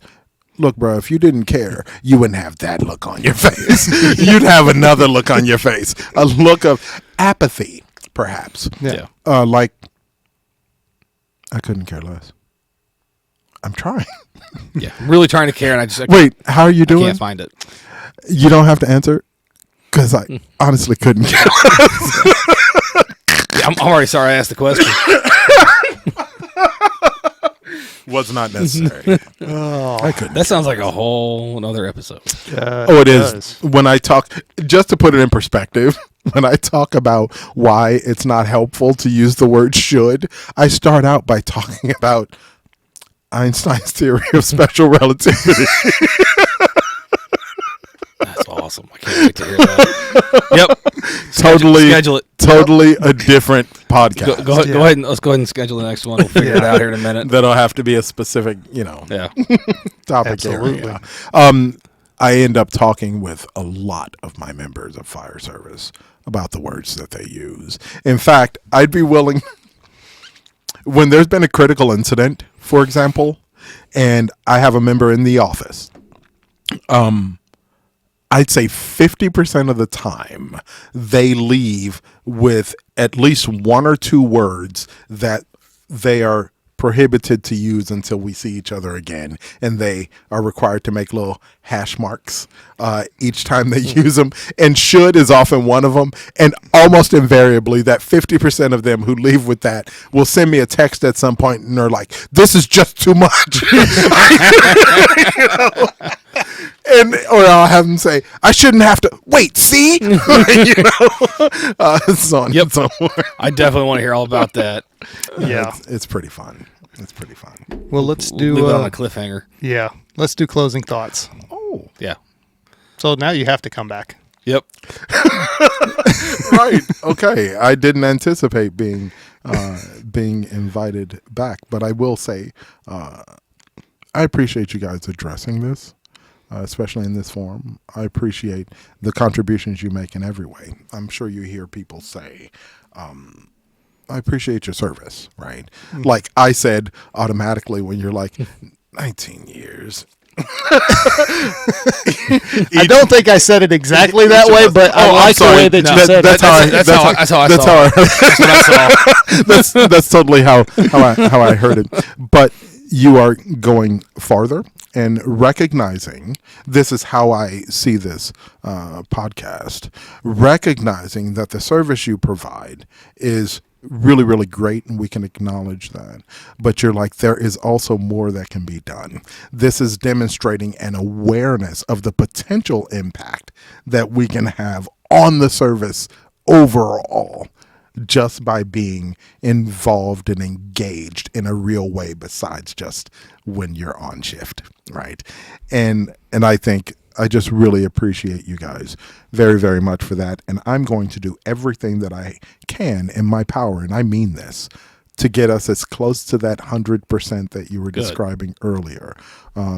Because I feel a responsibility, sure, but I feel an impetus to do everything that I can to increase the function of my agencies by increasing the function of my members, because that is how I contribute to the community.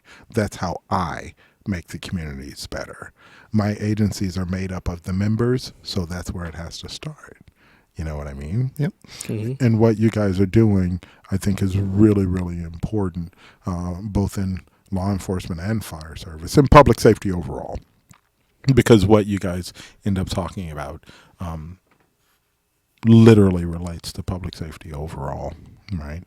And I think that you engaging it in this way, first of all, is courageous and cool. You're putting yourselves out there, and I think that's awesome. You asked earlier about what does it look like trying to get the agencies to share those data and so on and so forth. And I said, it looks hard, right? Mm-hmm. You guys are putting yourselves out there and talking about this really important stuff. And that's courageous, dude. I wish agencies, I just said I wish. Mm-hmm. It would be fantastic and increase the likelihood of goal attainment if agencies would also be willing to engage in the same type of behavior. He went doctor on us. Yeah. If only. Yeah. One day. Only. One day we'll get there. Yeah. I think one baby day steps. Yeah. So you gotta walk before you crawl. Yeah, and the first step up the mountain is it's backwards. That is first. Yeah. I think. So sometimes you gotta sidestep to go forward. I love that he pointed out to us you have to walk before you crawl is backwards. He's like, just so you know, guys, most people crawl before they walk. Yeah. Well, literally, sometimes you gotta say things just to get a laugh. Really? Yeah. Don't think about it too hard. Then you'll just laugh about it. Right. Yeah. Well, this has been fun. I've appreciated it, guys, and I've learned a lot. No, I didn't text it to myself. Should I text myself all the time? Yet. But I'll text myself something I got to remember, and I won't open it, so that notification still says is there. And I'm like, what the? And I click. Oh, okay. Gosh, I find those so annoying. Yeah, that's why I don't open it, because it annoys me. But no, I said I find that so annoying. A number on a phone does not have the power to make you feel annoyed. Crime infinitely. No, We've already been over that. Right. For me, it annoys me because it's. I feel annoyed when. I feel annoyed when I leave a notification on my phone. I have All to get right. rid of it. Listen to all the I's. Where's all the power then, right? Oh, yeah, it's I me. feel annoyed when I leave notifications on my phone. All of a sudden, that little number doesn't have any power. That little number, whatever. You're just a little number. But I leave it there as a reminder. Yes, sir. I'm like, I know what that See, reminder I is. like that a lot. And I know what I got to do. And does it work out that works for the reminder? 9 times out of 10. Then how am I feeling annoyed? What might be going wrong? What can I do to decrease the likelihood that I experience that annoyance? Although annoyance, that's cool.